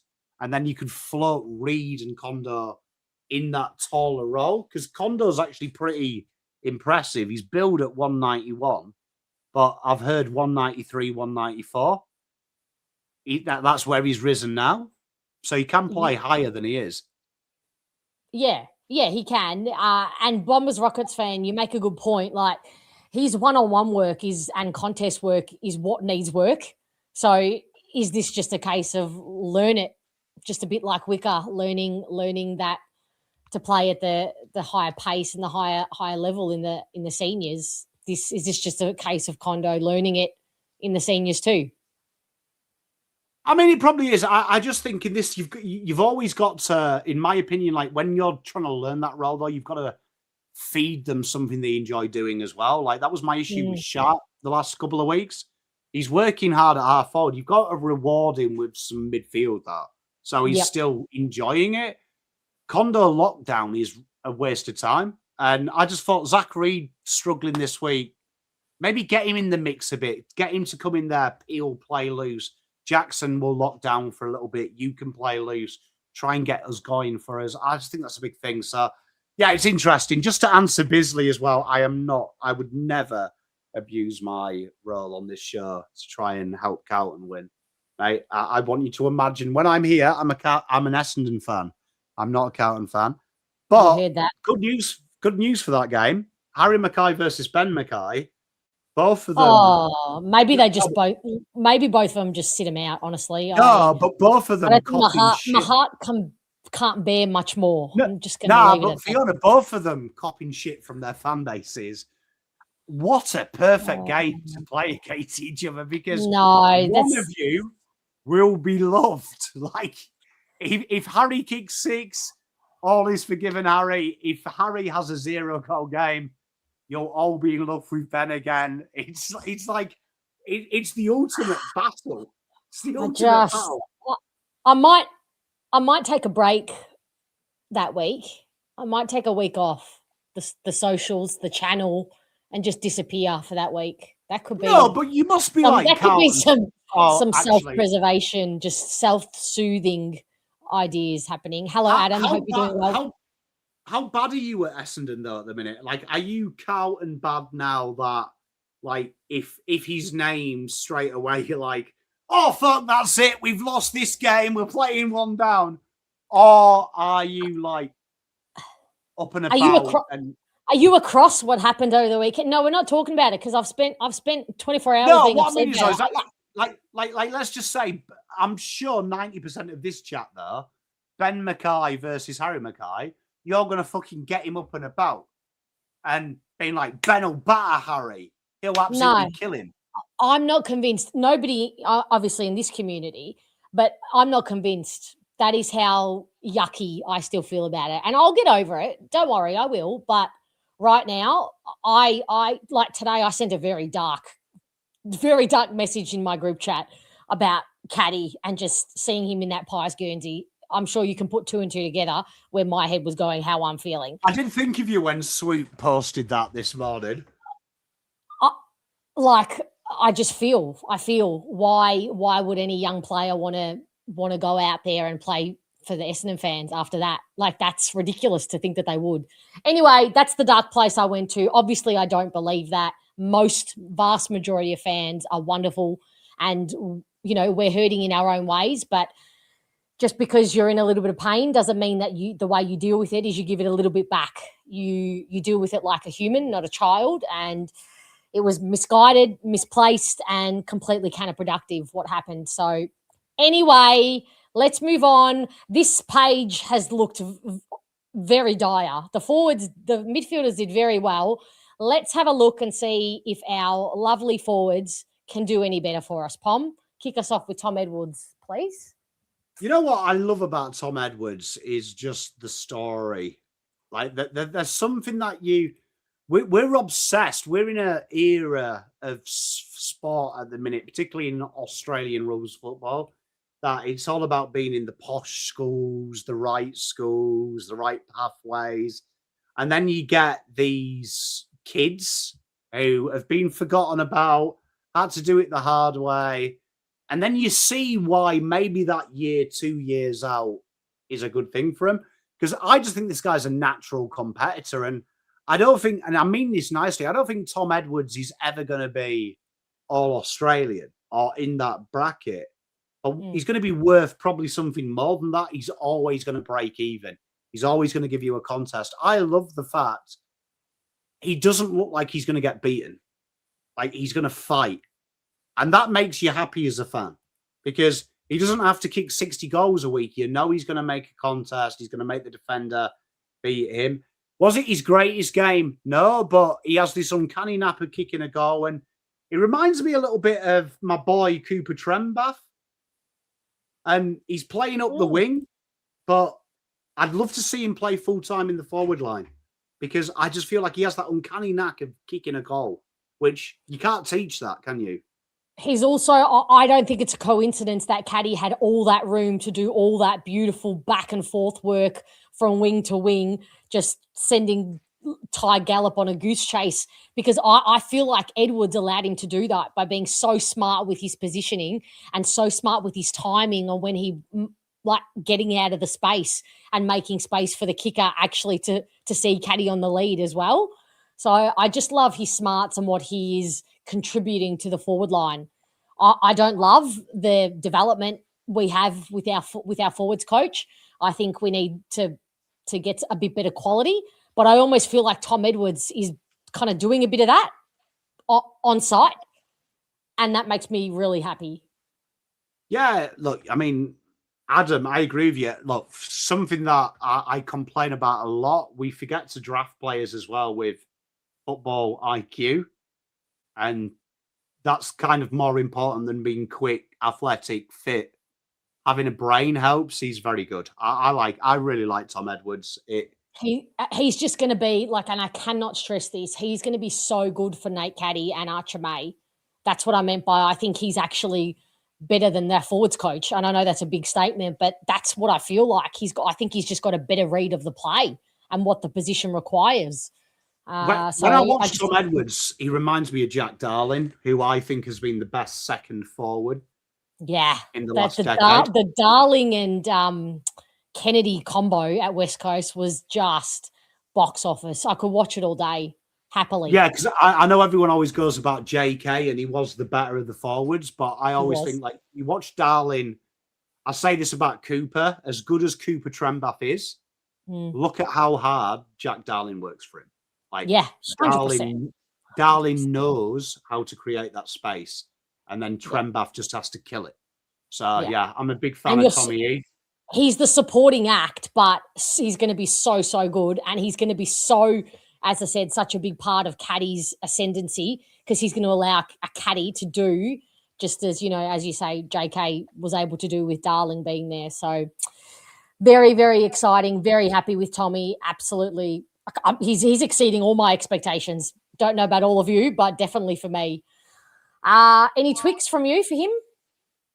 No, but loves his hustle. Yep, agree. All right, on to Jaden Nguyen, who came in to play that defensive kind of small forward role on Zorko. And I thought Zorko had a lot of the ball, but I thought he tried really hard and he's still learning that craft. So it was always going to be a bit of a gamble, but it was good to get him elevated to the AFL to see what it's like playing that role at senior level after having done that, well, I think 3 weeks now in the VFL.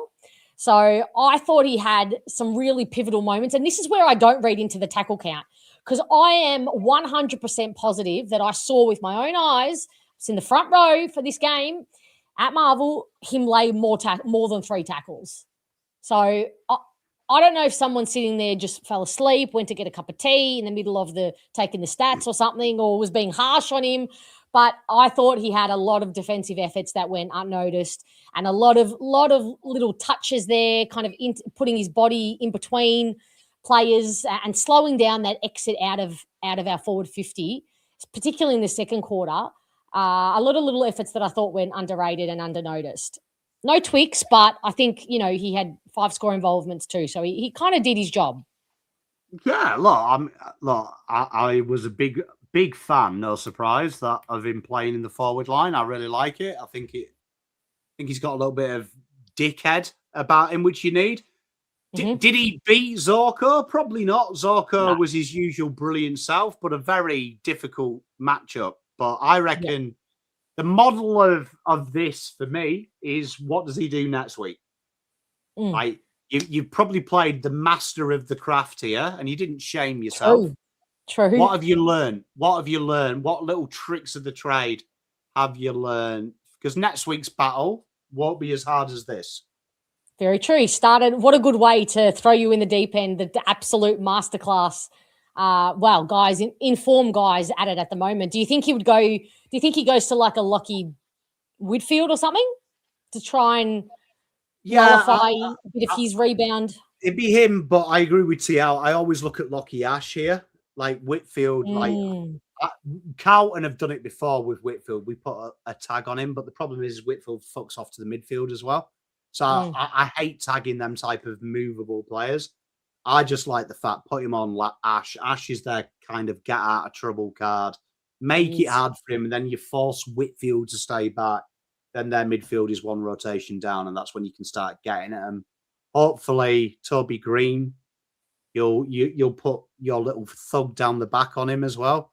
So you want to, because the way to stop Toby Green as well is make him defend. So that's where you've got to say to Faz and the guys, make him defend you, because then they put him in the midfield. And when he's in the midfield, Toby Green isn't as effective. Very true. Well, Langy, speaking of Guelphy, you brought Guelphy up. Guelphy is the guy we usually do send to Lockie Whitfield, and he has had very good success on Lockie Whitfield in the past. So, yeah, but Ash has probably gone past Lockie now. So I think definitely Fonty's the other one who could potentially be a matchup as well for Newey if he stays in the team. But 100%. I disagree with our esteemed Adam Matthews. This team is very Guelphy-less. We do need the rev. I think the facetiousness is just dripping Brad, from you. if you're watching this, it's been 3 weeks. I miss talking about Matt Guelphy and our revolver nights out that we could have. Please bring him back. Yeah, right. All right.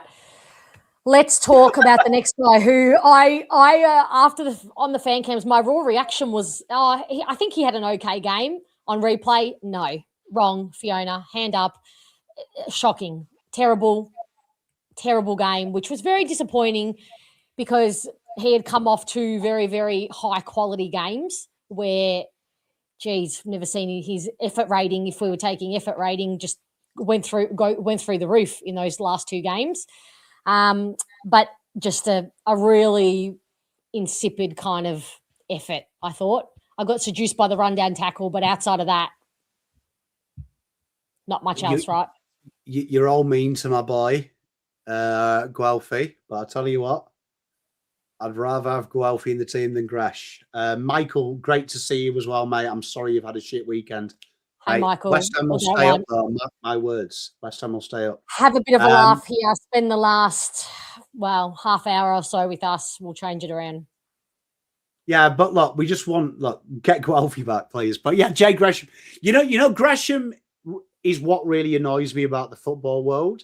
That in the easiest position in the league to play a kid, like you look at where the kids start now, halfback, wing, small forward. Everyone has like a 12-year-old playing there.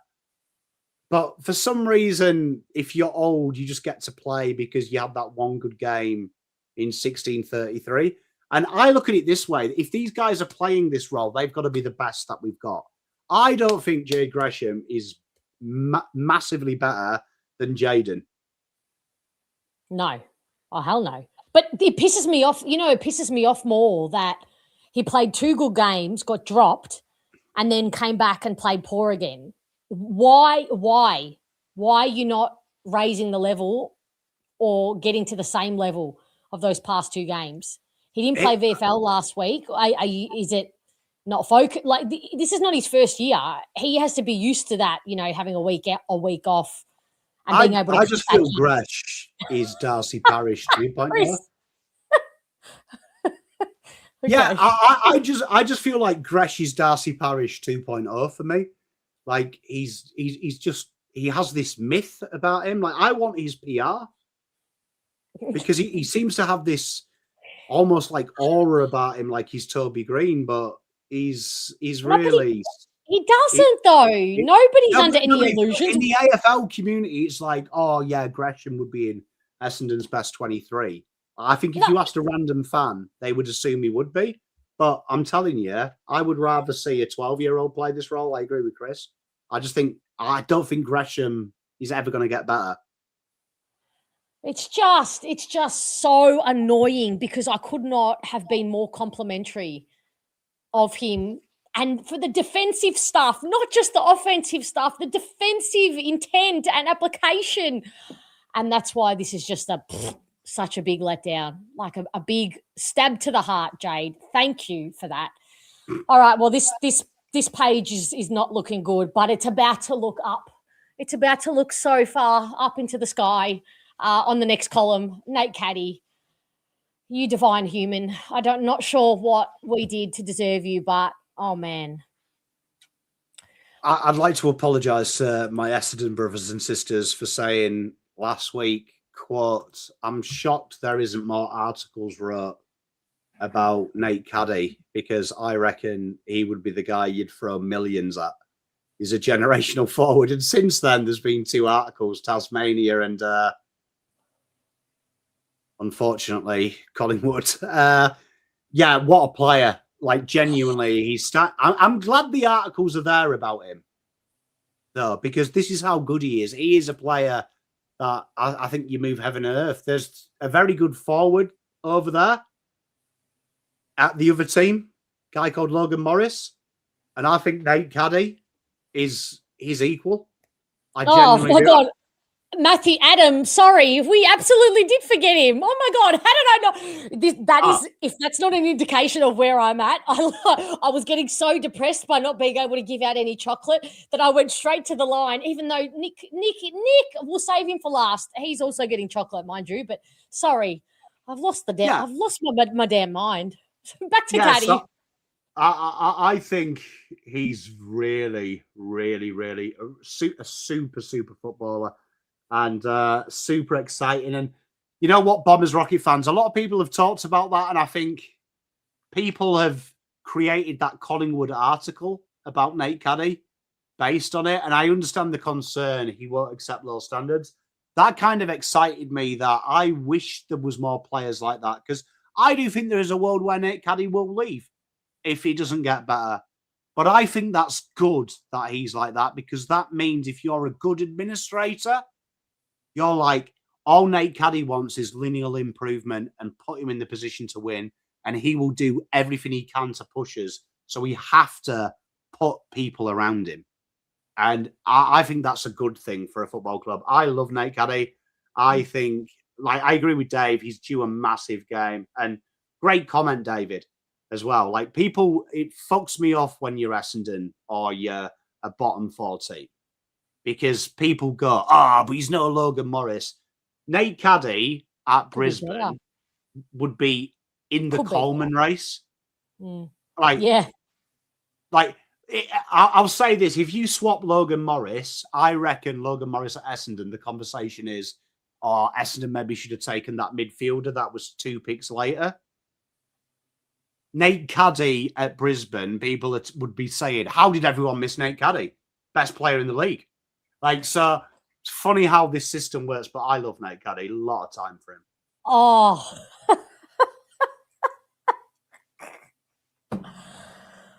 She's having an absolute mare. Yeah, you're right. Oh, God. Okay. You know what makes me sad? I don't know if you know this, but Nick Caddy played for Carlton's VFL team. Oh, it's not good that we're not talking about them. What And do you mean? But he made yeah, so when he was in his juniors, because of his affiliation with his junior club, he played a couple of VFL games for us. And Did he? yeah, and he was like genuinely special gravy. So I'm not surprised. But Look, great call by you as well, Chris. Like these types of players, Nate Caddy, they're few and far between. Because like genuinely, I don't think many forwards would do what they do for Essendon Football Club. yeah, and look, I know, speaking about his interview, sorry, my OCD is just making me have to change him for every page now, even though we're only on this page. I know about listening to that interview was heartbreaking, right? But listening the week before, listening to Roberts was heartbreaking. But it just personified how badly these guys, how badly they hate losing and how competitive they are and how they want to be part of the change, not just the easy ticket to the tippy top, and how much they give a shit. And you just don't feel that, unfortunately, from some of the senior guys or guys who have been here for a long time. So I'm not worried as much as my depressive comment last in my group chat today may show otherwise. I'm not worried because I genuinely know how much he loves this club and playing for this club. So, and the other thing I'm not worried about is because I know how much of a priority he is for this club. So can only hope that it puts pressure in all the right places. So how many for you? Him and Roberts, they're the types of players that I reckon they are the kind of guys that have such a high standard that eventually they ain't going to just stick at the club and waste their career. But that excites me because that means you get around them, you put the things in place, they're going to drive another level of culture. Like Caddy Roberts as a leadership group, they ain't standing for Matt Guelphy going to Rebs on a Friday night when they're leaders. They're expecting you first week of training, you're in shape, you're in weight. This is what we're about. So I actually find it exciting when they say that. I don't worry. Exactly. I wish more Carlton juniors would come out and go, I want to fucking win. I'm sick of losing. And little shit like that. Like Carlton have had an issue, which I hope you never have. I remember being told this story. Cripps demanded the boys come into training early. It was just after Christmas a couple of years ago, and only 7 players turned up. And that's what always has annoyed me about my football club. If someone demands standards, you should all bust your ass. If your captain says jump, you all jump. I reckon Caddy and Roberts are them captains. And I hope they get that next year. And they've got the aura as well, because who do you think these young guys talk about when they're talking, who kind of inspire them? I'm talking about Sharp. Already the Sharps, the Farrows, the Robies are talking about Roberts and Caddy like they're the leaders, and they're not officially. So, yeah, we just got to get through the dark days. How many Twixes for you, please? You know what? 8 shots against one of the more... I thought you were going to say 8 Twixes. I was like, do you know the rules? Is this your first day? Just breaking the rules. I'm going to give him 3 because 8 shots. Like, 100%. What was my big call last week? Was it within 3 weeks he'll have a 10-goal game? I can't remember what it was. I don't remember. But he also had the 9-score involvement, so he's also contributing in other ways. If he's not converting, he's contributing as well. So I just loved him, and I'm giving him 4. Now, this next guy, show me a game where you say, I belong, other than this game for Sullivan Roby. Because I tell you what, he looked for the first time since he's played, is this 4 consecutive? 3. Melbourne, Suns. Who did we play last week? Oh, of course, Colin would have blanked that out. So 4th consecutive games, 4th game, he looked to me the most assured, the most confident in his body, the most confident in attacking the contest, and just flying through the contest and being the sweeper and confident in his ability to handball out of traffic. I loved everything about Sullivan Roby's game. Probably my favourite. I've waxed lyrical about Farrow, but Sullivan Roby was... Huh? Oh, sorry. I was saying night to my kids. Oh, I should say pardon, not huh. I just thought, yeah, he also was lined up on Zorko as well when Jaden was off, and watching him body Dane Zorko as Zorko is trying to fly out of our forward 50. He's just bodying him, making it hard work for him to get that easy exit. And I just thought, oh, you're living in the moment and you're just taking it. You're taking it all in your stride now, and you finally feel like you belong and you can attack the contest. And I love that he got himself into trouble at times and got caught holding the ball, but he tried his best to get out of it. And I just love that for his development. Nat 5 2.0 in the flesh. I mean, this is really important, like what I said earlier, that there's some people that there's just no point putting them in VFL, because I reckon he'd just be dominating in VFL and just not learning anything. That's really important. You're starting to see him get that physicality and that bravery and that belief that he belongs. I love the mistakes he's making. I think Dave's right. He is making a few mistakes, but I'm liking the mistakes he's making because they're the ones that will pay him back down the track. It's obviously he's not overawed. I thought he stood up to Brisbane with almost disdain at times. There was no element of respect shown, which is quite hard to do. He is a guy that I hope to see injury-free all year, playing every game. And hopefully we do see him finally move into the centre, because I just think he's so strong. Such a good player as well. Love him. Well, he had hard. seven centre bounce attendances and 2 of them clearances. So that's a nice little ratio, I think, for your first. I said how many I've been saying every week, I think, since he came in. I just want to see him in for one. Just one. And we got 7, and it was beautiful. And he got 2 of those clearances. So bring that on. Next week it should be 10 or 12, you know? If you look at him at the same age, him and Nat 5, almost identical numbers, same stage of their career. Did you say Nat 5? Yeah, big Nat 5. Interesting.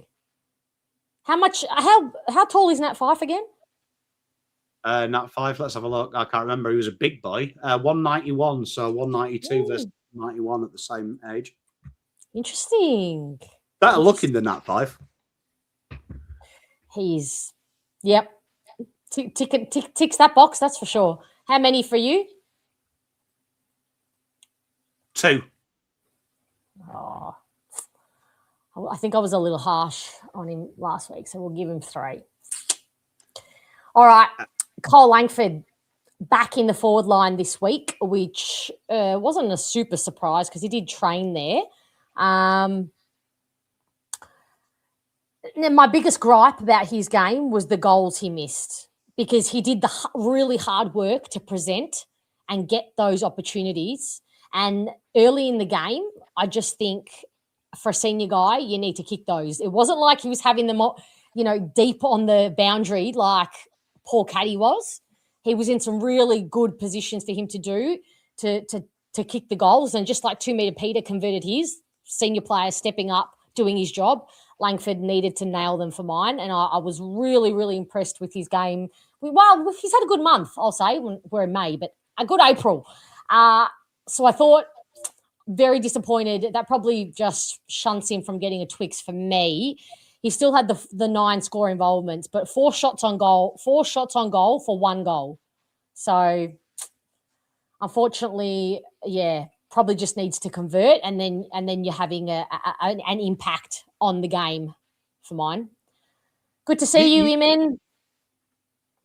You know what's really annoying with Langford is I'd like to see Langford. I liked it when he was working up the ground the last couple of weeks. I've really enjoyed that. And since the Collingwood game, it's like Tom Edwards has become Audi Kyle Langford and Langford has stayed closer to goal. And I'm not too sure about that switch, because I actually thought a couple of weeks ago when we saw Langford playing that halfback line, we were actually really excited about it. I'm not too sure why something's worked and we've kind of moved Tom Edwards a bit further away from goal to accommodate it. Where I really want to see Tom Edwards play a lot more half forward. Yeah, this game, and Cole Langford play close to the goal. Yeah, so I really want to see, Roby do the Edwards role. Mm-hmm.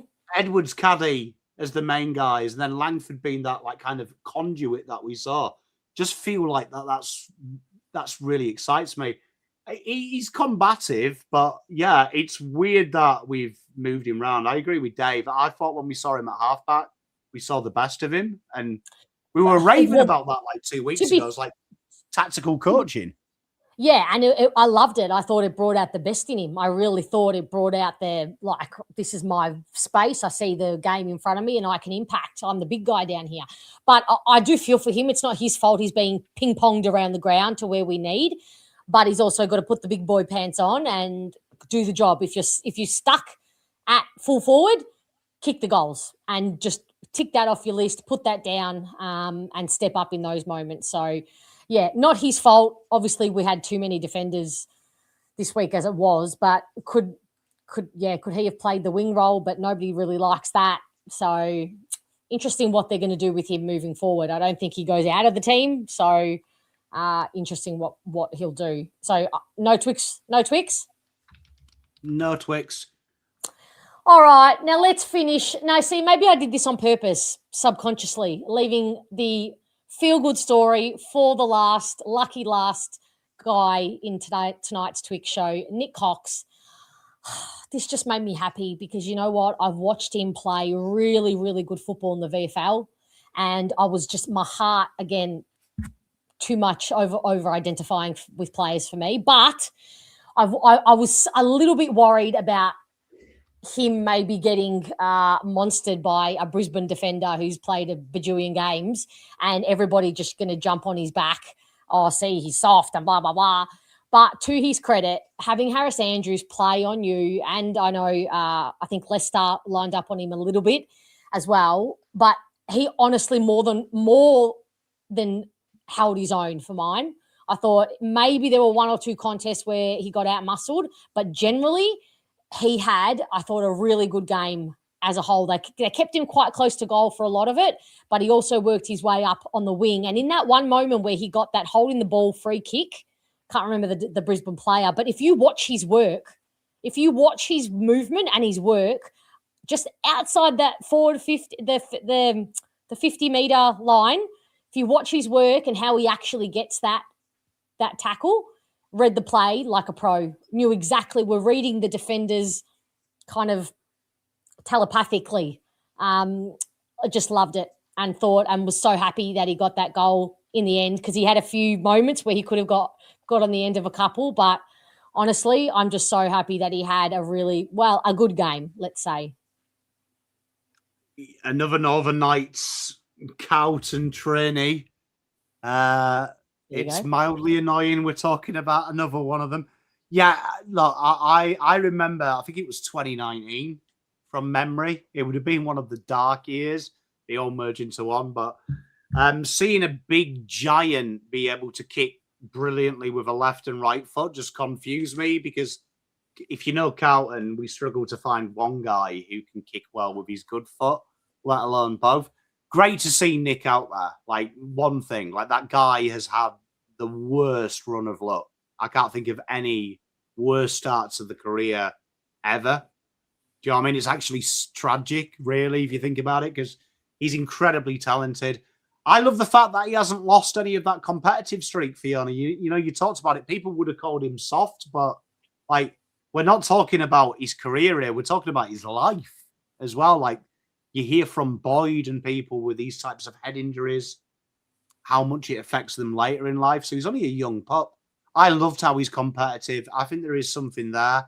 I really hope he can get a run at it. I really can, because I think he's a very talented player. I'll look at the whole.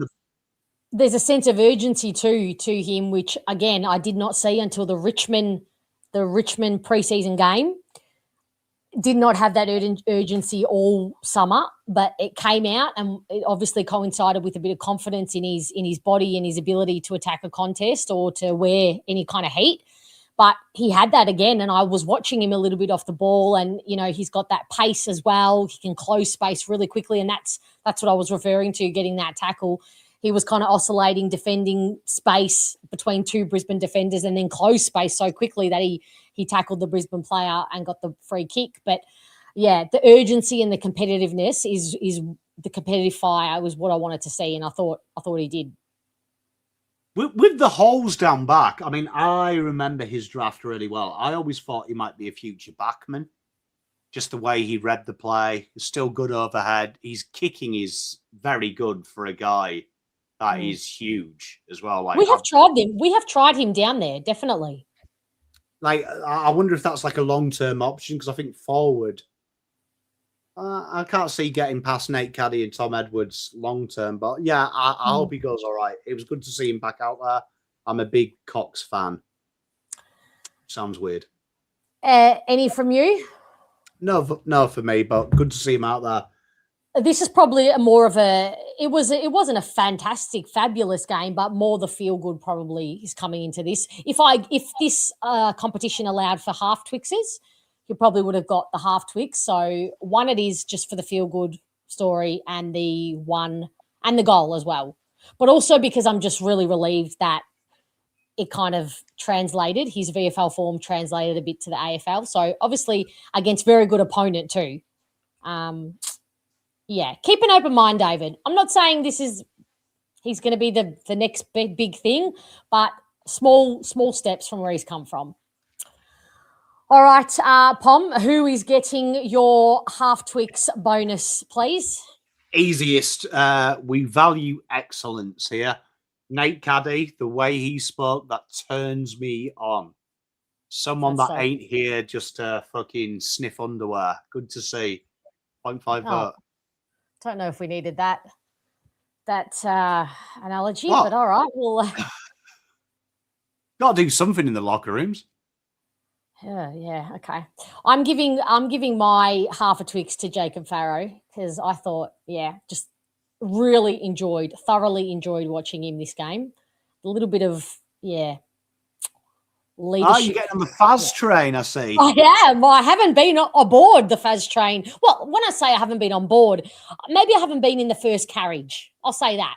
And not because I didn't believe. I just thought, we might not see this kind of performance until maybe next year or later in the year. So I was thoroughly surprised. Maybe not surprised, but really pleased. Yep. I didn't know. Is it really 630 days, Bisley, since Cox played? 630 days it is. Yep. Fuck me. Of AFL football. Yep. That's like half his age.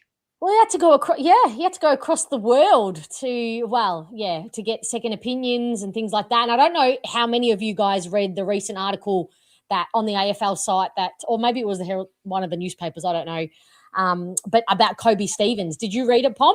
Kobe Stevens, the ex-Bulldog, and who else did he play for? I didn't. I have seen people talk about it though. The ex-Saints player, isn't it? Saints, is that the other team he played for? I'm pretty sure he won a premiership with the Bulldogs, though. Anyway. I think he did, yeah. VFL Premiership, just Google it now. Yeah, VFL Premiership 2016. I remember it well. Okay. Right. So anyway, I was reading that article about him talking about how much he struggled with because he retired because of concussion, and just reading the detailing into that. And I thought, man, this is what Nick Cox was dealing with, and he's a baby, you know. Imagine having your whole life ahead of you and having to choose between what you love and this potentially being your future. So, yeah. Mate, it's horrible. I had a mate I went to school with, played Super League, our version of NRL. He's the same age as me. He had to retire with concussions, but like his brain, I remember him telling our group chat that it's like early stage dementia is the way to describe it. That horrible. Like you think like just absolutely horrible, but then you think like being that age and we know lots more about it now as well. It was like the silent death 20 years ago. Like you imagine what that poor Cox has been through, man. Like, yeah, pretty scary. It's everywhere now, isn't it? Oh, Michael, is the West Coast the other team? Oh, he played for West Coast and Saints. Oh, he got around, didn't he? Okay. He's like Matt Guelphy on a Friday night, just everywhere. Of course, little dig at Guelph. Hey, Boba Rockets fan, Bartel really tough on Voss and Scott as coaches right now. Oh, what's new? What's new? The media gaslighting media train. Just unbelievable. He needs to be harsh on my body, like super harsh. What? Which boy? Bartel. Tell him to get stuck into Vossi. Didn't you just say that Bartel used to be hard on your boy? No, I said I want him to be hard on my boy Vossi. Like, I see what you're saying. Because if I have to see Liam Reedy play football again, I might poke my eyes out on a live stream. Wait, didn't you recruit him this year? For this year? Yeah, because someone at the list management team is obviously taking the piss. I don't know who it is yet, but I will find them. Oh, I think you do know who it is. I know your mates. I know you like him, but I'm sorry, Essendon fans. We have struck gold in that department. That is something we can be thankful for. We might be in the mud and in the darkness right now, but oh man, our recruitment team, they know what's what. They've got this whole plan just down pat. And Carlton are in the shit. Watching Liam Reedy play football is proof that Nick Austin does his recruiting using AI.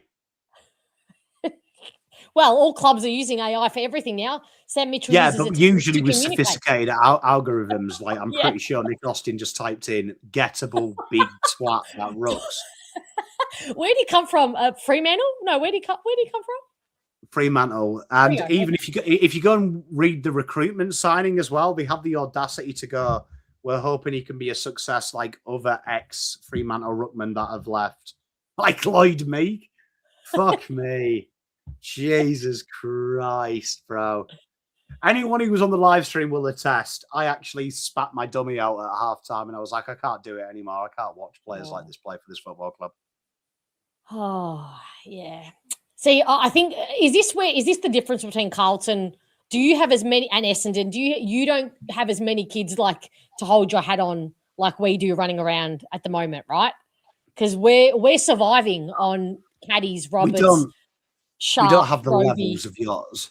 Like we've got Jags. Jags. And Dean. And Dino. And then like we've got Matt Carroll. Triple Lord. A certain young gentleman who played this weekend in the name of Cody Walker. He's a bit good. Just a bit good. You're going to have to give up a bit for him, but he might make you better. Just might. Yeah, I mean, it won't be worth it though. Won't be worth it if I have to see Liam Reedy though again. Fuck me. Are you being a bit harsh? It's his first game, no? Second game. Okay, apologies, but is there no room for improvement?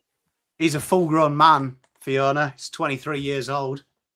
Like, if he can't cope with Uncle Pom saying that might be the funniest game I've ever... Sorry, he's 25. Like, Jesus Christ. Like, he's not real. I'm telling you. He's not real. It's a setup. It's not real. Oh, God. We're in some shit, aren't we? Like, in terms of just... a win-loss, purely looking at this from a win-loss perspective. I mean, Carlton have, like, what do you got next? You got Brisbane next. We're just in the shit just as much. We've got Freo at the MCG coming up. That's going to be a disaster. Has anyone realised it's only a third of the season gone as well? Oh, I'm burnt out. How am I burnt out? And it's already only 8 games in. My mate ruined my life the other day because I had this conversation with him where I was like, oh, look, it's nearly the bye. Won't be too long. And he was like, mate, we've only played 33% of the season. And I'm like, what? It's nearly the bye. Yeah. like my brain was like, we're halfway. It's not that long to go. Like, I've got over the worst of it. Yeah, I feel exactly like that. Yeah, thank you, Biz. How good was it? And it had nothing to do with me. It was all to do with Tommy Wolf. If you haven't seen it, please check it out. It is it was such a good distraction for me because I was completely immersed in everything Tommy was saying. And for people who don't I know Pommy's not in this category, but for people who don't actually absorb the draft rules and all the intricacies of the draft rules, as well as what a Pom does or the experts do, it was so good. I just made him break it down in layman's terms for the people who don't quite understand like me. And we just discussed how we go, what we need to do basically to get Kobe Buick. It was a little bit depressing sometimes, but I also then remember we've got Matt Rosa, and now I just believe he can make anything happen. So it was a really, really great chat about the draft and how we go about getting our NGAs. Look at you, the Cobe dog. The Cobe dog, who is not, well, he didn't play. He was coming back from a little bit of some back again, another one with the back, but I think he should be okay. You're right. To be fair, if you get a chance and you want to see him, I just recently reviewed round 3. I went to that game. Of the Junior League, and is that the one where he against Cody Walker? Yeah, that was a brilliant game. Like 31 touches. Like bro was a little bit good. Like he displayed all the attributes that he will be divine at. And can I say a little bit annoying that like Carlton don't have one halfback flanker that can run 100 meters in less than an hour, and you've got about 12 of them, and even your father's sons. Even your fucking father's sons are popping out now. Hey, we need all the bloody help we can get, okay? Can't we just have some like swapsies? Like you just give us a couple of them and we'll sort out positions you don't have. Like, all right, chat. This is a good exercise. What would you want? What could you take from Carlton in an exchange? Okay, first of all, who would you want? I love you. Don't take anything. I love you all. I see what you're saying. I mean, I'll take Harry Dean. Although I still believe in Zach Reed so immensely. I hope he knows how much I believe in him. Not that he'll care, and it should matter absolutely zilch to him. But Jagger would be helpful. Richard, you say Wiedering. Biz, you say 0. Okay. Farrell for Chera. Done. I'll drive Chera around now. Langy, hey, can we confirm that Langy is a Carlton supporter? So that is absolutely not happening. And that is a no deal if I've ever seen one. You know what? I know you're giving share away for free, let alone I'd entertain Parish. I'd entertain Parish just so I had someone new to hate. You know what, James? You are right. I saw your comment earlier. It is a very interesting kink I have doing Carlton reviews and Essendon. Do you know what I mean? We like to thank Albanese for making BDSM porn so hard to watch that this is what I've had to resort to. These are what your laws have done. It's Ninja. I saw he was back in the team. How did he do? For those who've known me long enough, know that that was probably like one of the early videos I did. But I hated Adam Sard at your place. He is the halfback that annoys me. That does like 2. Speaking of halfbacks, you've got one there. Yeah, the issue I've got with Adam Sard is like just him bursting through. He does it once in a blue moon, and he has the defensive awareness of the French during the war. So, yeah, shocking. I can't believe we paid. What was it? Pick 6? Was it? Or did it was blew out to pick 8, wasn't it? Something like that. It was shit though. it was stupid, and I never forget at the time it was Dodoro one that you had, and I was like, Dodoro's not even intelligent. Like you can just walk him, and we ended up paying fucking overs for him. I remember being devastated. When I say devastated, I think I crawled in a hole for a period of time when Adam Sard said he wanted to leave for Carlton.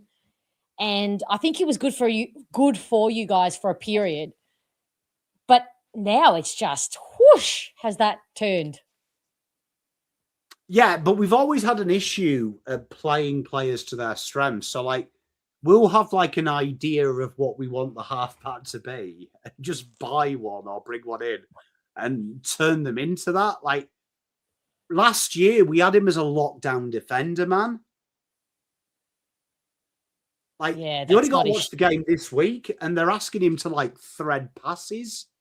And everyone knows, like, Adam Sard's kicking, with all due respect to him, is on, like, the FBI's most wanted list. It's that bad. Like, and we're asking him to be Dane Zorko. Yeah. Like, because he's got that rebound run, because he takes the game on, and I think he's led the AFL for bounces multiple years in a row. Yeah, fuck me. I'm having flashbacks to when we signed him, and people would say that to me. Oh, but Pommy's had the most bounces in the league. And I'm like, so? Like, that's just how. Who cares? It's not even a real stat. It's it is an interesting. When I see that on the stat sheet, it's one I just scroll past. I'm like, and because players take a bounce after 2 steps now, just for fun. Yeah, but he's the worst. Why does he bounce it before he runs? Well, do you know what? I'm just changing gear for a second. You know what made me laugh in one of your watch-alongs? I think it was last week. You said, "Oh my God, Haywood's just has just handballed to a player getting tackled," and I pissed myself laughing because I'm like, that is what Essendon do. We handball to players standing still or getting tackled. That is Essendon's MO. Gosh, I laughed. Oh. Genuinely, some of the scariest shit I've ever seen. Like, you know what? Those heartbreaking. You know what ruins football? Genuinely supporting a team. If you are new to football, like you just happen to come across this, don't support a team, because football is really fun when you're not invested in it. Like, yeah, I've had a horrible week this week because I watched the Adelaide game, had the most fun I've ever had. Like, it was so much fun. Amazing. What a game. I'm so happy Adelaide won. But sorry, James. I didn't mean that. And then the day after, I watched the Eagles-Richmond game. So much fun. And then I went and ruined it all. 8 o'clock, watched my fucking bunch of clowns. like genuinely. And it ruined the whole vibe for me because football's brilliant. Like, it's actually enjoyable. And then you ruin it by supporting your football team. Like, I know. But no, I reframe that. My brain demon gave me a moment of peace and let me reframe that into, I'm grateful that I actually find love and enjoyment out of AFL in general. And I actually can sit down and enjoy the other teams. And I don't feel spiteful that, I wish my team was this good. I just enjoy the box office that I get. Now, what if I just did this and I watched my team lose every single week and only have 1 win in what are we at? After 20 games in a row, and then I just had no interest outside of this? I would be way more depressed than I am. I don't know how you do it because you're just stuck with Essendon, aren't you?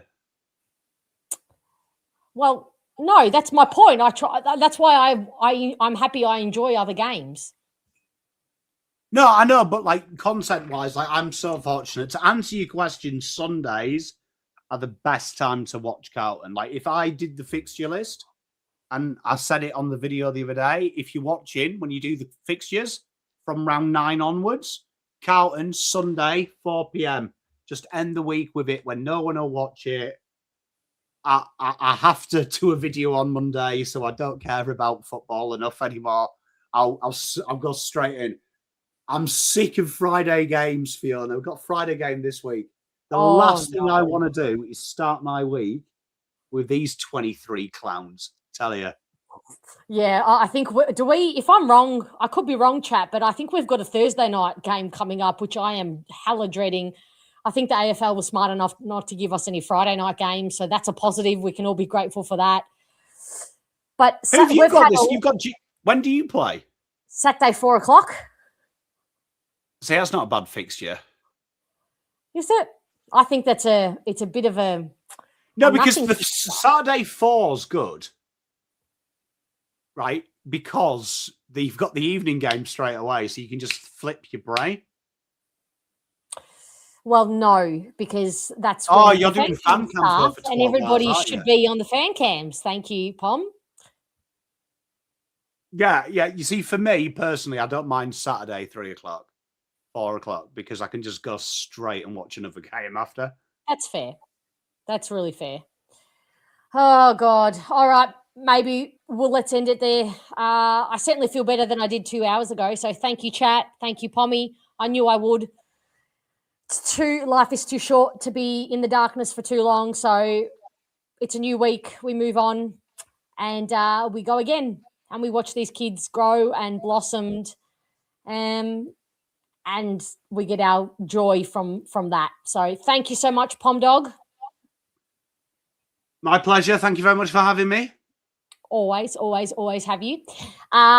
You will have your preview this week out tomorrow night, and then I will see you all for team selection show Thursday night, and we'll go from there. I wonder if we're going to get a shock like we did last week, like this week. We will wait and see.